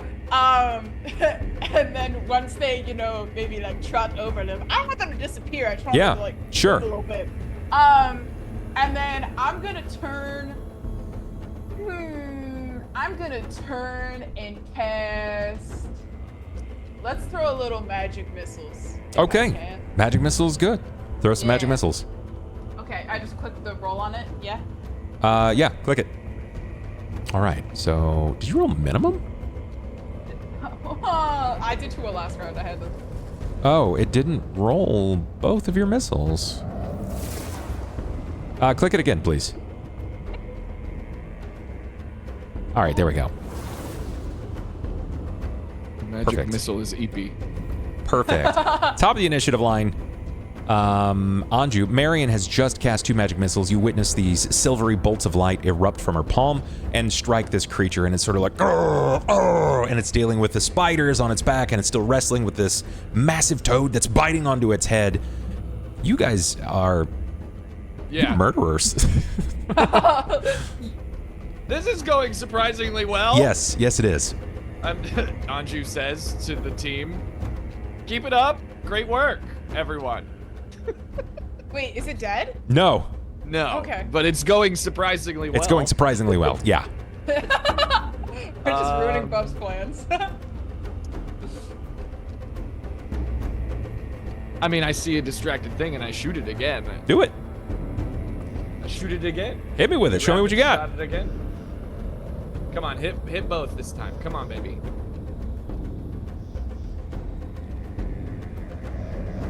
The 19 is an even or an odd. Even in my favor.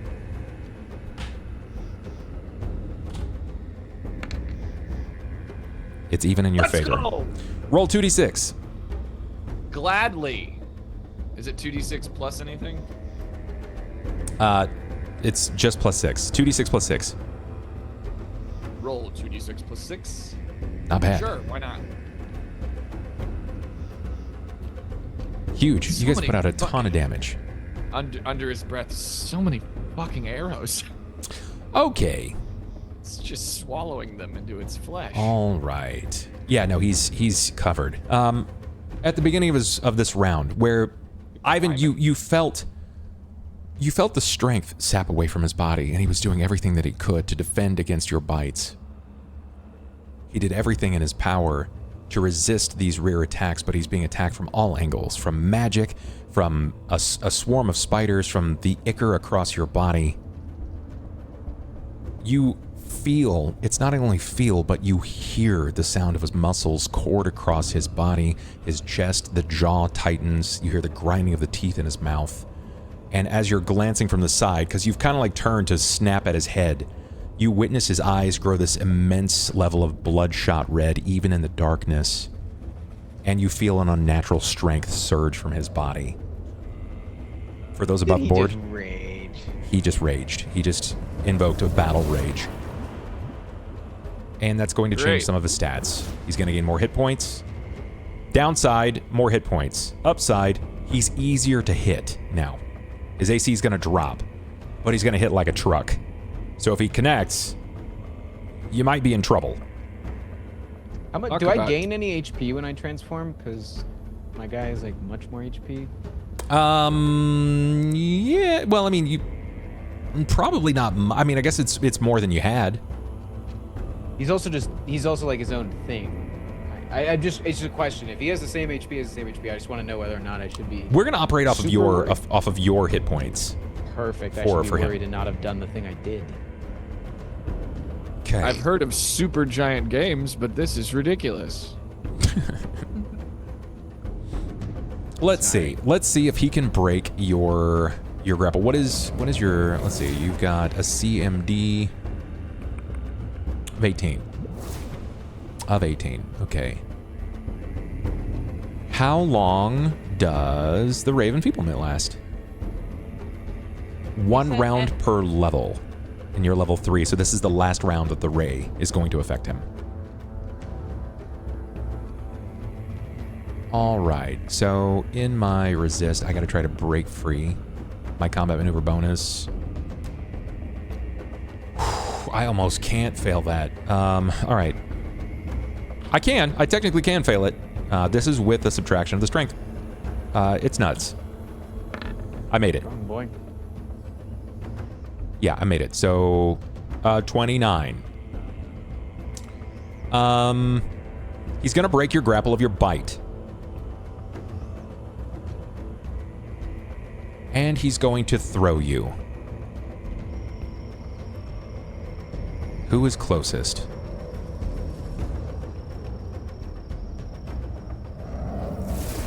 Probably Squid. I was gonna say it's either Squid or me. It's probably Squid.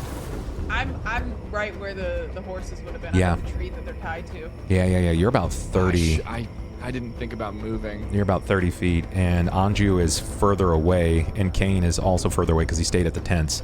Oh no, Cain is also about, no, he's 35 feet away because that's the distance. I'm by the fire. Yeah, that's the distance. So I'm going to leave it to a die roll. 1d6, even for Cain, odd for Squid, for Marian.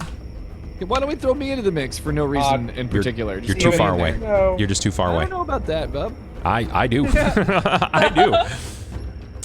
So he's going to hurl it Not my at you. What is squishies. your armor class, Me? Cobalt? 14. 14. Yeah, well, I'm 1,400 pounds, so come on, baby. You're right. You are, in fact, 1,400 pounds. And I think he realizes that. So instead of throwing you, he's going to run Do I have and to dive cast mage armor first before I'm getting attacked, or as I'm getting attacked? before you're getting attacked. Okay, if I'm getting attacked, I'll mage armor in reaction. The reaction. All right, so you know what? handy. For the sake of this, because of the size of their two bodies together, because you're not that far from Squid, I'm going to need you both to give me reflexes. Can he bowl me? Mage From me to armor me? in reaction? Or is that not? Can I get bold? You likely won't get bold. Your weight is just so high. It's comparable to his, but you two together is disgust. Oh, no. Oh, no. Cobalt, I'll need a concentration check. Can I? Oh fuck! I thought I rolled real good. You did. You can reroll. Can you I don't know reroll? if it's- You can reroll. Yeah, you can reroll your reflex. It's going to cost you your single luck reroll, but you can do it. Oh, was that? Why, we were gonna I say- just I You're don't know looking if it's mighty gonna get. cute tonight. That I not don't know if it's gonna get better. Cute. it could. That's you don't need a constitution. It's not constitution. It's concentration. Also, I'm gonna use my reroll. Go for it. Yeah. Okay. That's much better. Nice. Yeah. That is okay. much better. Good. That's a good thing to reroll right now. Yeah, I don't. So- I have like no hit points. Like Carpenter. I should Cain have. on The thing is, I could spells. have been moving. This Okay. thing's so distracted, I could have been moving into position, but I didn't think of it. Cain, it's And on she's just like, oh, we're winning. on spellcasting. So if you see where it says spellcasting here, look under that where it says wizard. That shouldn't say wizard 1. Because you're level 4. Your concentration is 5. So go ahead and click the word concentration. Okay. Your spell is going to drop. Not that it really matters much, because as he's winging around, he's Yeah. going to end up rolling his body across the ground. You've both reflexed. You're going to take half, but it's two immense bodies rolling in the direction of the fire and your group. So he's basically moving into a grapple, and he's going to try to. It's punching. He's gonna punch the giant frog. Punching down, bub. Really? When you break a spell of summoning spiders, do the spiders dissipate, or did like just no more spiders spawn, and the other spiders are still there? Because I just For the sake of the swarm will they scatter. They move off. They're no longer under a formative directive, so they just kind of do their own thing. They go so off. we just unleashed thousands of spiders into the ecosystem to Yeah. wreak havoc, and yeah. it's going to cause catastrophic. We're gonna come back and this is population that's then just going to gonna naturally to the deforest this entire area. Fine. It's just gonna be a bald patch in the woods. Would you have rather had rats? True. What It was just is a question. I was curious how it worked. what? Let's see. What is your armor class? Is the toad? I am a cat. That would be 14. Plus the Ivan's bonus an minus improvised is weapon. negative. Okay, so 14. I've got a luck reroll. Don't need it. Picking up Ivan like it's a folding chair in the WWE. All right. Plus his strength modifier.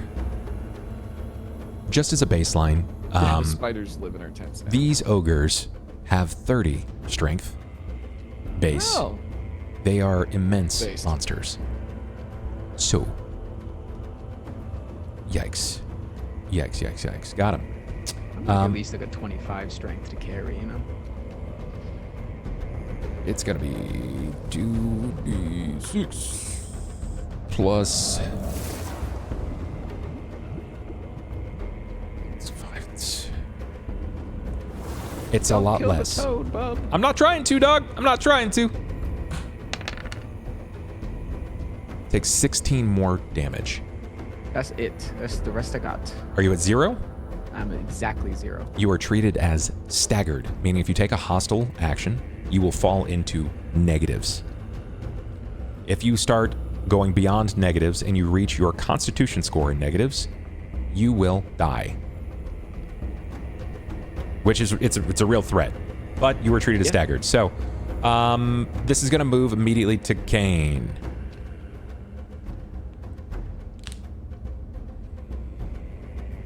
For the record, Cain and Squid, you both took 8 as you were thrown back. You were able to stay on your feet, but they rolled into you, and you took the blunt of his own physical damage. So both of you will take 8 points of damage as you're struck, driven backwards. That's like half my health. Yeah. Yeah. Frost just took 32. Oh, Jesus. Y'all, we should have just said, like, hey, are you mad at us? Like, what? Why didn't we just talk first?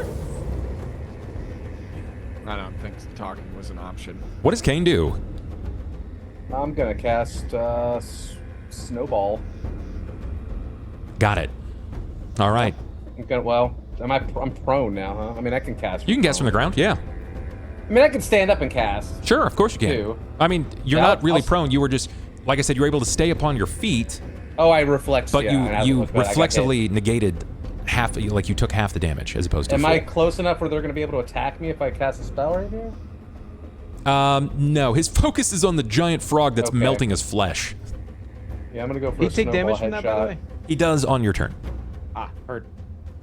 11. 11's good. He makes a Fortitude DC 15. I almost can't fail it if my recollection serves. Wow. Fucking Bless. Shit balls, bro. Bless. You conjure a ball of packed ice and snow that you can throw at a single target as a ranged touch attack. The snowball deals 1d6 points of cold damage per caster level, maximum of 5d6 on a successful hit.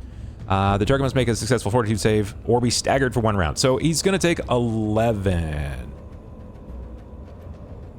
Oh, it's a ranged touch. Oh, wait a minute. He is... You're definitely going to... Yeah, you're going to get him. That's going to hit. Even an 11 is going to hit. So Let's go. give me damage. It's going to be 3d6 because it's your caster level. You a snowball that does 3d6? Yeah, he does. It's a big ass block of ice. Like, Okay, he's Refreshing. not looking great here right now. Ivan, roll 1d8, please. This is what you are burning him with.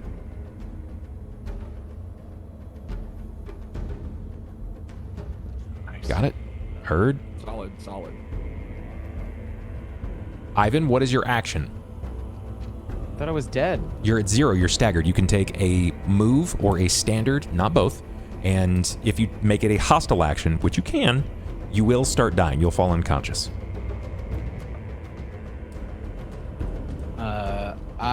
Okay, describe where I am right now, because I know that we were rolling, but am I still in his grasp? Yeah, you guys are, you're in a cuddle puddle. You actually smothered out the fire and everything.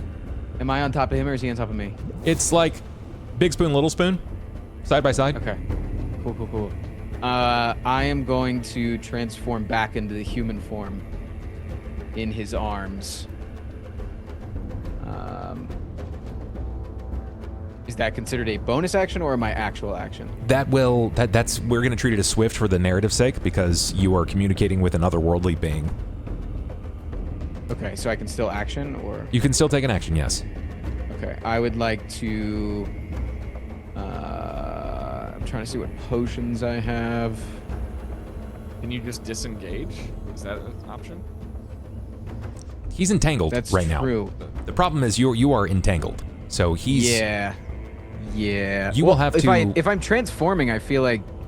Yeah, it's gonna give you an opportunity to break away. Yeah. So what would be my option to break away from him? Give me a reflex. You know what? Hold, not a reflex. It's just an escape artist. He's not anticipating this. This would throw anybody, so just give me an escape artist. An escape artist? Yeah, I think an escape artist is going to make sense here because he's literally holding onto something that's 1,700 pounds and Where's immediately escape goes. artist? It's a skill? It's a skill? Mm-hmm. And you're gonna be slippery. He's slippery. I'm confused of where the hell escape artist is. Escape artist is it's under your skill site on the first page on the right side. Diplomacy. It's the fourth skill down on the second column in the second rows. Yeah, I see diplomacy, disable device, disguise, fly. I don't see escape Oh, wait a You minute. don't have escape artist at all. His escape artist isn't here. What the fuck? Is that a class thing? It might have been. Does everybody else have escape artist? I certainly do. I do. That's weird that it's not on your sheet. I'm just an artist of other means. Okay. Tell me to perform, bub. I'll do Oh. it. Watch me perform. He has trained skills only clicked on his sheet. Interesting. That's kind of wild. Then if you have no points into it, it's just going to be your D20 plus your dexterity modifier. So that would be +3. Okay. Slash R1 D20 right. plus 3. I'm going to set your DC at that's more than enough. I think a 19 is good enough for you to kind of break away. You are going to basically roll away from him. He's already having a hard time holding on to you because you are slick from this otherworldly like ick that's contained to your body. So you're just going to disengage. Is that your plan? Just kind of step away? Yeah, I would like to roll away as far as possible and maybe like into a tent or something to like just hide myself. Got it. Sure. Sounds good. Feels good. Marian. Yeah. So Frost is out of the way now, right? Yeah. Frost, as you make it into the tent, you will fall unconscious. You're not dying, but it's going to push you into an unconscious state. Heard. Can I move as close as I can to where Frost is? And you know, just in case like God comes swinging, I can like try to protect. And then can I scorching ray the dude? Yeah, of course you can. Yeah. Good one. Do I just click on it? Yeah.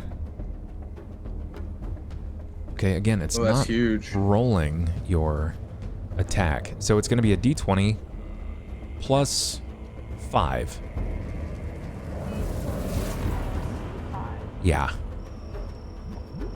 And it's a touch attack. Close, one more raise with a searing beam. You may fire one plus additional ray. Each ray, it's a touch attack. Yeah, that's gonna hit. Yay! A searing light erupts from your hand. This beam fires away. This fiery blast strikes the creature. Depict what this looks like. Are you aiming for like the chest, the central mass? What does that look like?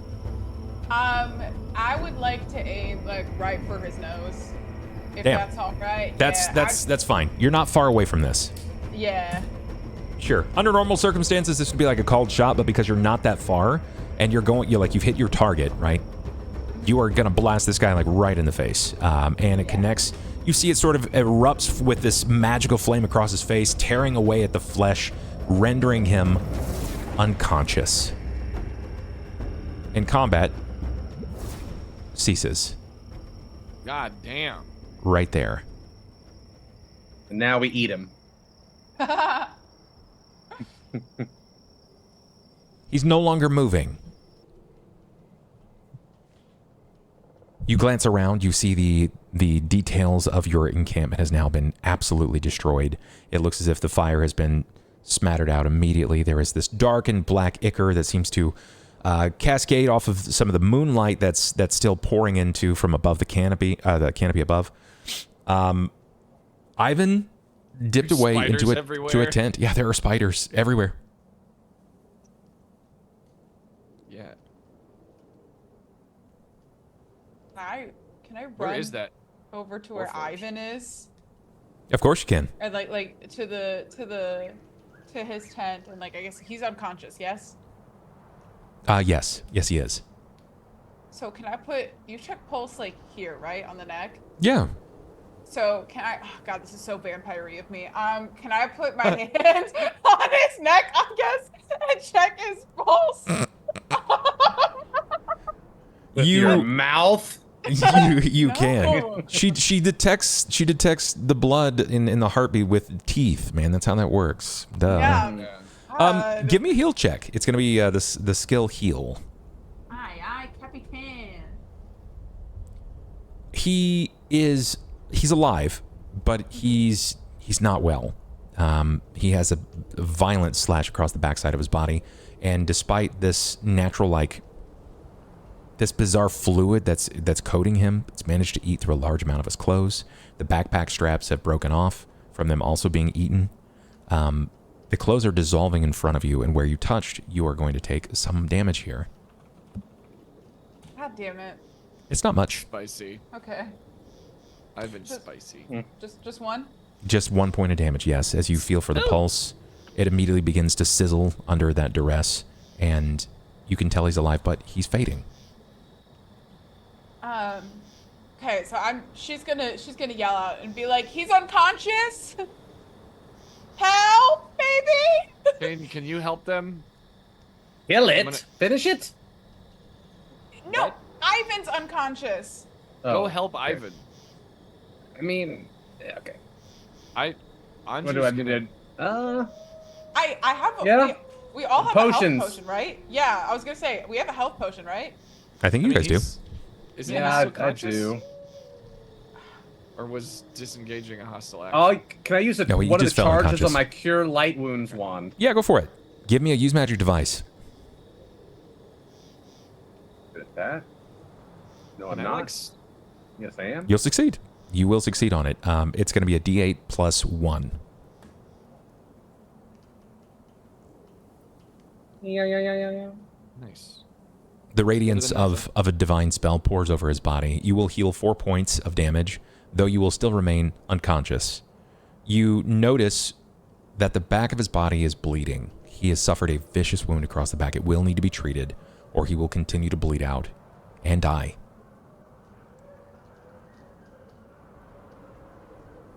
So Can I see the Warforged? You can see the Warforged. I can. You can, in fact. What's it doing? Is it still? It's been turned on its side. Both of its back treads have been crushed. Most of its body has also sustained similar damage. It's not far from where this creature went down. It seems that in the midst of it, when it flipped the body of Ivan as the toad in itself, it rolled over the top of the Warforged, and it crushed it immensely. Is it? It's not moving. It's trying to move, but it's like its servos are stuck, and it's like this glitchy sort of pattern. The lights of its eyes are dimming, and it's trying to move. It's not going anywhere. I guess I better check on Ivan. Sure. You make your way over to the tent, and you can see that they've kind of flipped back both of the flaps. Inside, you can see that Ivan he suffered a pretty garish wound across his back, but they're hesitating touching him because every time they do, they burn. Can I, like, Maybe we should pee on him. why To would we- neutralize the oil. Is Just- this? It's not a snake. Or right? water? Yeah. I mean, Why would you start with pee? Frost, lose 1 hit point. Natural? Like a jellyfish? Is that the vibe you're on? I feel like we might not have time to have a pee debate right now when Oh, gonna he's be bleeding out. fine. We get back to bickering. Okay. I'll dump water on him. I don't know. Try to wash Sure. the oil off, maybe. Sure. We need to close the wound on his back. Yeah. We need to wash him first and sterilize him. Do we have a sewing kit? Do we have? I have a sewing needle and fishing wire. Oh, it's gnarly. Oh, Anju gags. Because it's like a huge gash down his back, right? Like I'm not a doctor. Yeah, it's significant. You can see muscle fibers and sinew under the skin as the skin is kind of rolled back. It's anatomically, it's a very interesting experience. But if this remains open, not only will there be some sort of sickness, bacterial infection that he could suffer from, it could kill him. Is this like a survival or? This is a heal check. So what this is going to look like, I need to know who is going to take point as the healer of the group, and then who is going to assist. If you wish to assist, you need to roll a heal check, break 10, and then you need to describe to me how you are helping the leader. If you fail your heal check, you make the experience worse. I mean, I'll lead it. Okay, so if Cobalt's leading, who's helping? I'll help. All I know right. you're not helping. You're gonna get fur in there. I'm good. I got it. Thank God. Oh, thank God. Give me a heal. Break 10. Okay. Yo. That's not great. Chat. I'm gonna ask really kindly right now. Chat, there's only 20. How many? There's only how many? Roll for chat diplomacy. Chat. They've I've used- been very kind to you. They've used their only luck reroll tonight. Yeah. I think it just die. It's fine. We don't even need. I'm good at that. I've done it before. No! You died as an animal! Yeah, that's an interesting point. Because you chose to switch back to human, it saved your life, but it also put your life in danger. Because you could have just lost the frog instead. Yeah, I ain't losing the frog. I agree. I mean, I don't know if the frog. is Anju dead. respects I have to it. check. I gotta check if the frog's dead. Okay. Pretty sure it's Squid. dead, Funny. Well, Yeah. I need you to describe to me how you help. Well, I'm assuming we're like, starting to try to sew him up. Yeah. Yeah. So maybe like he was like, like put it through, like kind of guiding me a little bit, and I just wasn't at an angle, and I just stabbed straight down with the needle. Anju like sticks his head out of the tent and throws up. Anju, perception. Great. Anju, as you stick your head out and you're like, you hear this noise from across where the fire was. You hear this,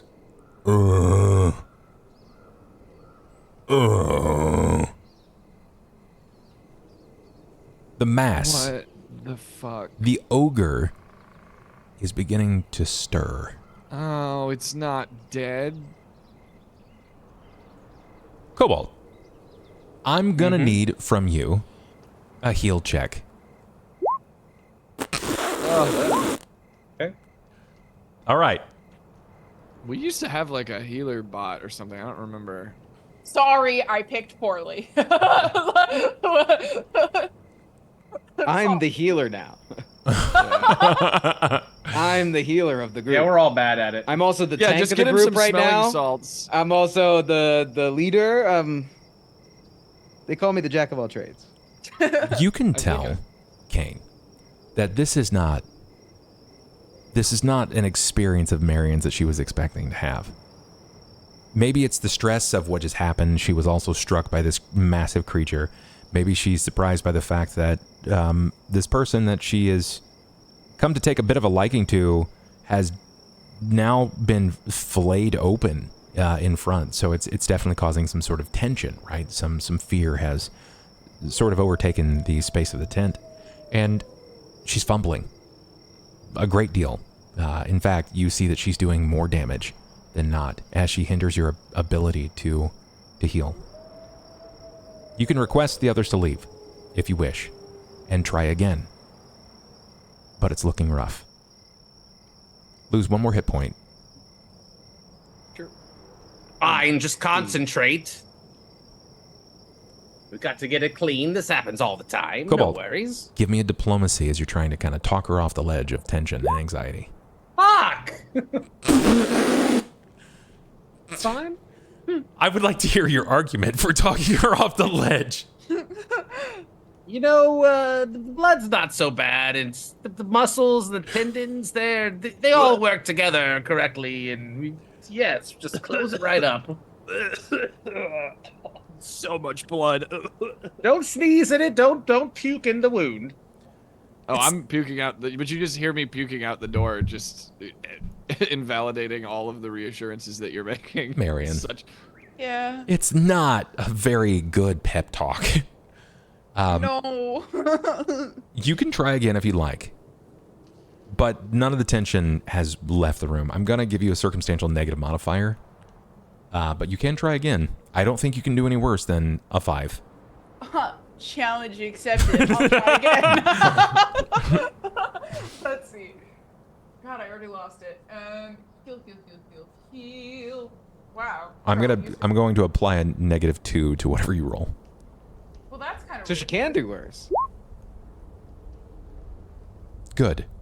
You met the DC. You met the DC. Woo! She's going to add 2 to your roll as opposed to subtract 4 from your roll, Cobalt, as you attempt to try again.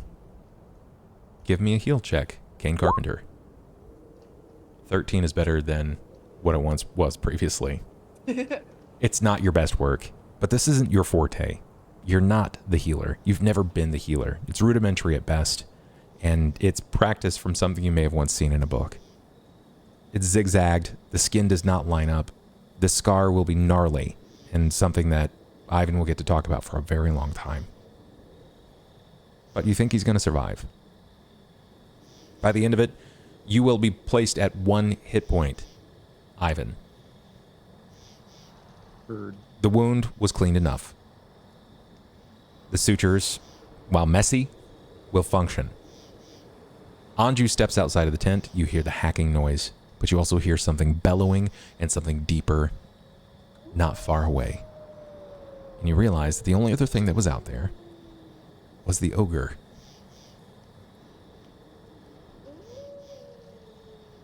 Squid, I don't think our Cobalt, friend is dead. you hear Anju speak. Like, big ogre thing we just knocked Yeah, out, the not new- dead? Yeah, new friend, big friend. Should I just put one in his skull? I'm already we pointing can- at it. Or we can cut off its limbs and question it. Why? Yes?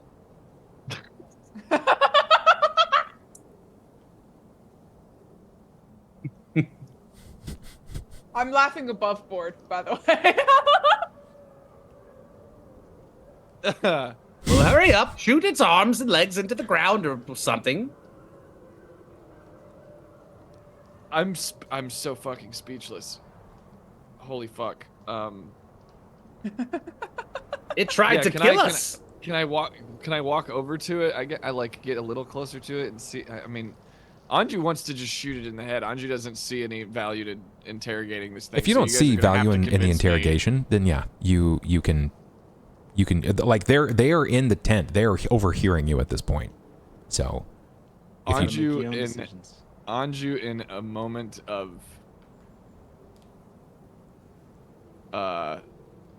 maybe utilitarian darkness is just gonna fucking put one right into the dome. Just put this thing out of its misery. it is a calculated mercy. singular shot. Yeah, it's a mercy kill.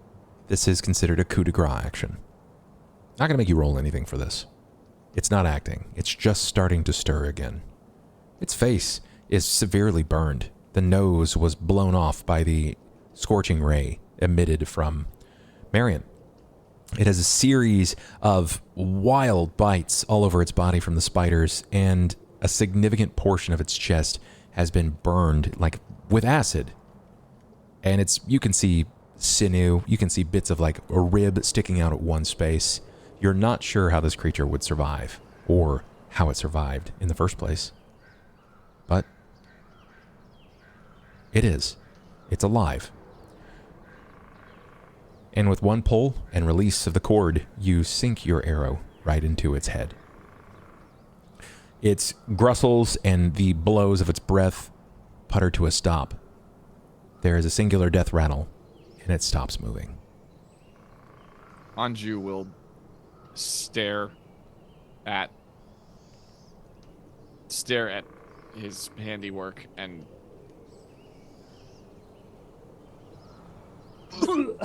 and throw up again. A lot harder this time. That was not Anju's not. It's actually the coffee withdrawals that's doing this. By the way. Yeah. I would say this is probably the first time Anju has executed something that isn't like a field mouse, you know? Sure. So something about it feels wrong.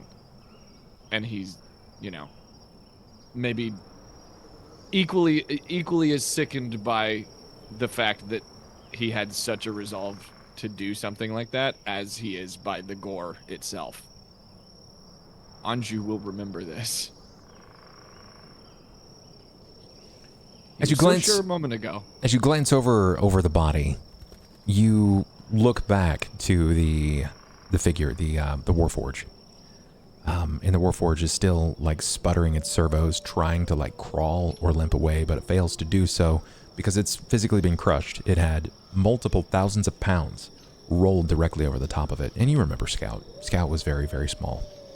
Yeah. Hey, can I go over to it? Like, well, hey, are you still with us? You're like Its kind of just head, assessing the damage. like, sputters and turns hey, to you. Hi. Hello. And he's dead now. its eyes seem to, like, look over you, but you can see the light, like, flickering in and out like a dying headlight.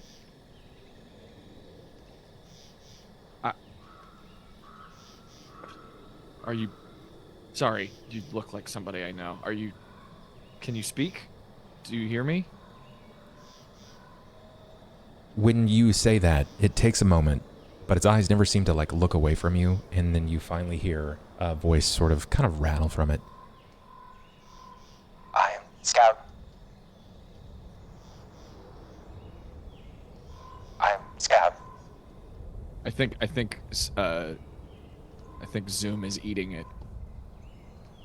It might be. Do you have audio for musicians turned on? Oh, hold that thought. It does eat a lot of the sound effects you do also. Can you guys not hear that? I couldn't hear anything. It You just can't like a hear click. it. Okay, interesting. It basically says here that it's in that similar, like, very Scout-like robotic tone. It says, I am Scout. I am Scout.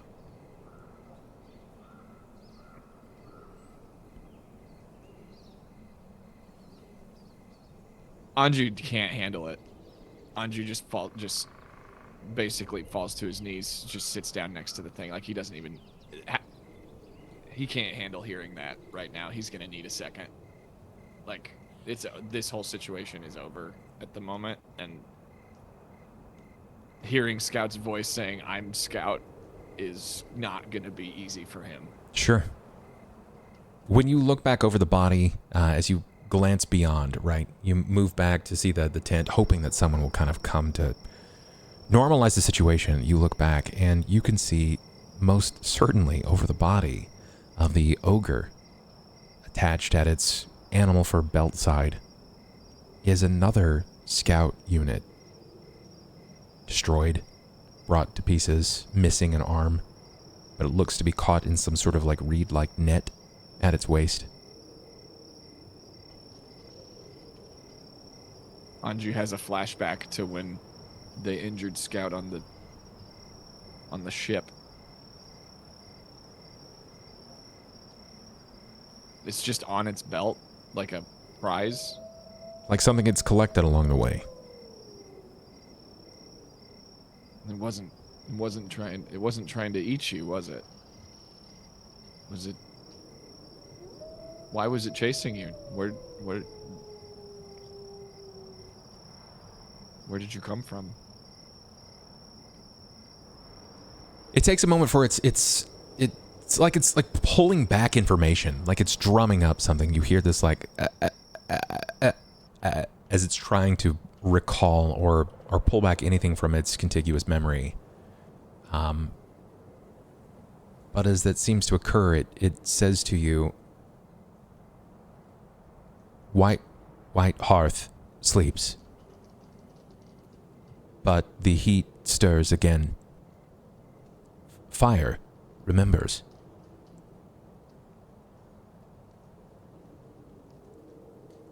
What do you? Do I hear that too? Yeah. It'd be perception check. Yeah. I could also like I'm like, immediately be like, Cain. I think you hear some of these things. I don't know if you're picking up the grander part of it, but you can hear the naturally robotic voice. It's the hiss and whine of like an AM radio that seems to be pouring back into the world, at least from the mouth of this scout unit. Cain, come out here. Are you done? Yes. Say that. Watch, say to watch him. Tell the nice old man what you told me. I am Scout Unit 305. And White Hearth sleeps, but the heat stirs again. The forges are relit. The fire remember. And is the creator coming back? the body falls limp, the servos no longer stir and spin in each of its joints, and the light fades from its eyes as the scout unit dies. That's probably bad. That seems catastrophically bad, Anju.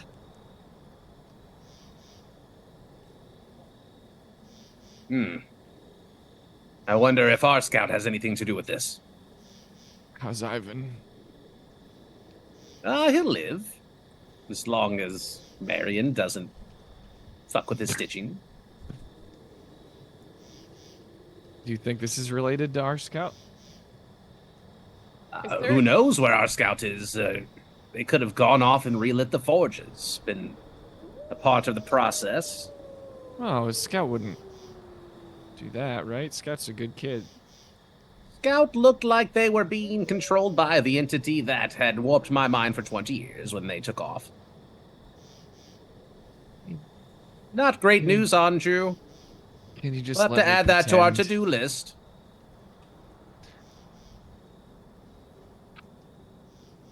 Marian, you have been party to this now for the last few minutes. And these are details that you don't really know. You don't know what Scout is. You don't really recall the previous Scout, as you spent most of your days being dutiful inside of the merchant shop, doing your job. You didn't wander about. Oftentimes it was people coming into your shop, but they seem to have some very pointed opinions in regards to this. You hear something about the forges being relit and that being catastrophically bad.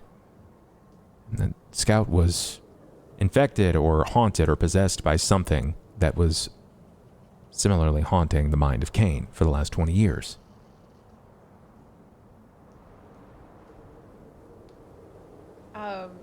Can I, like, having overheard a little bit, yell from inside the tent, do you guys want to fill me in on that, or am I just gonna stare at Ivan? Anju looks at Cain. I only remember half of it. Well, I don't know any of it, so I will take half. That's good math. This is our best opportunity tonight to stop. Mostly because there's going to be a lot of staggering conversations, and I would like to come back to this when we see morning. When we have Ivan slightly healed. He's going to have a rough morning. He's probably going to have some conversations that he needs to make. But this will go on much longer if we bleed into the next encounter. So for tonight, we will close here. The revelation that there are, in fact, more scout units still abroad in the world. No idea what all that means, but you have some new information to piece together. So thank you guys for playing with me tonight.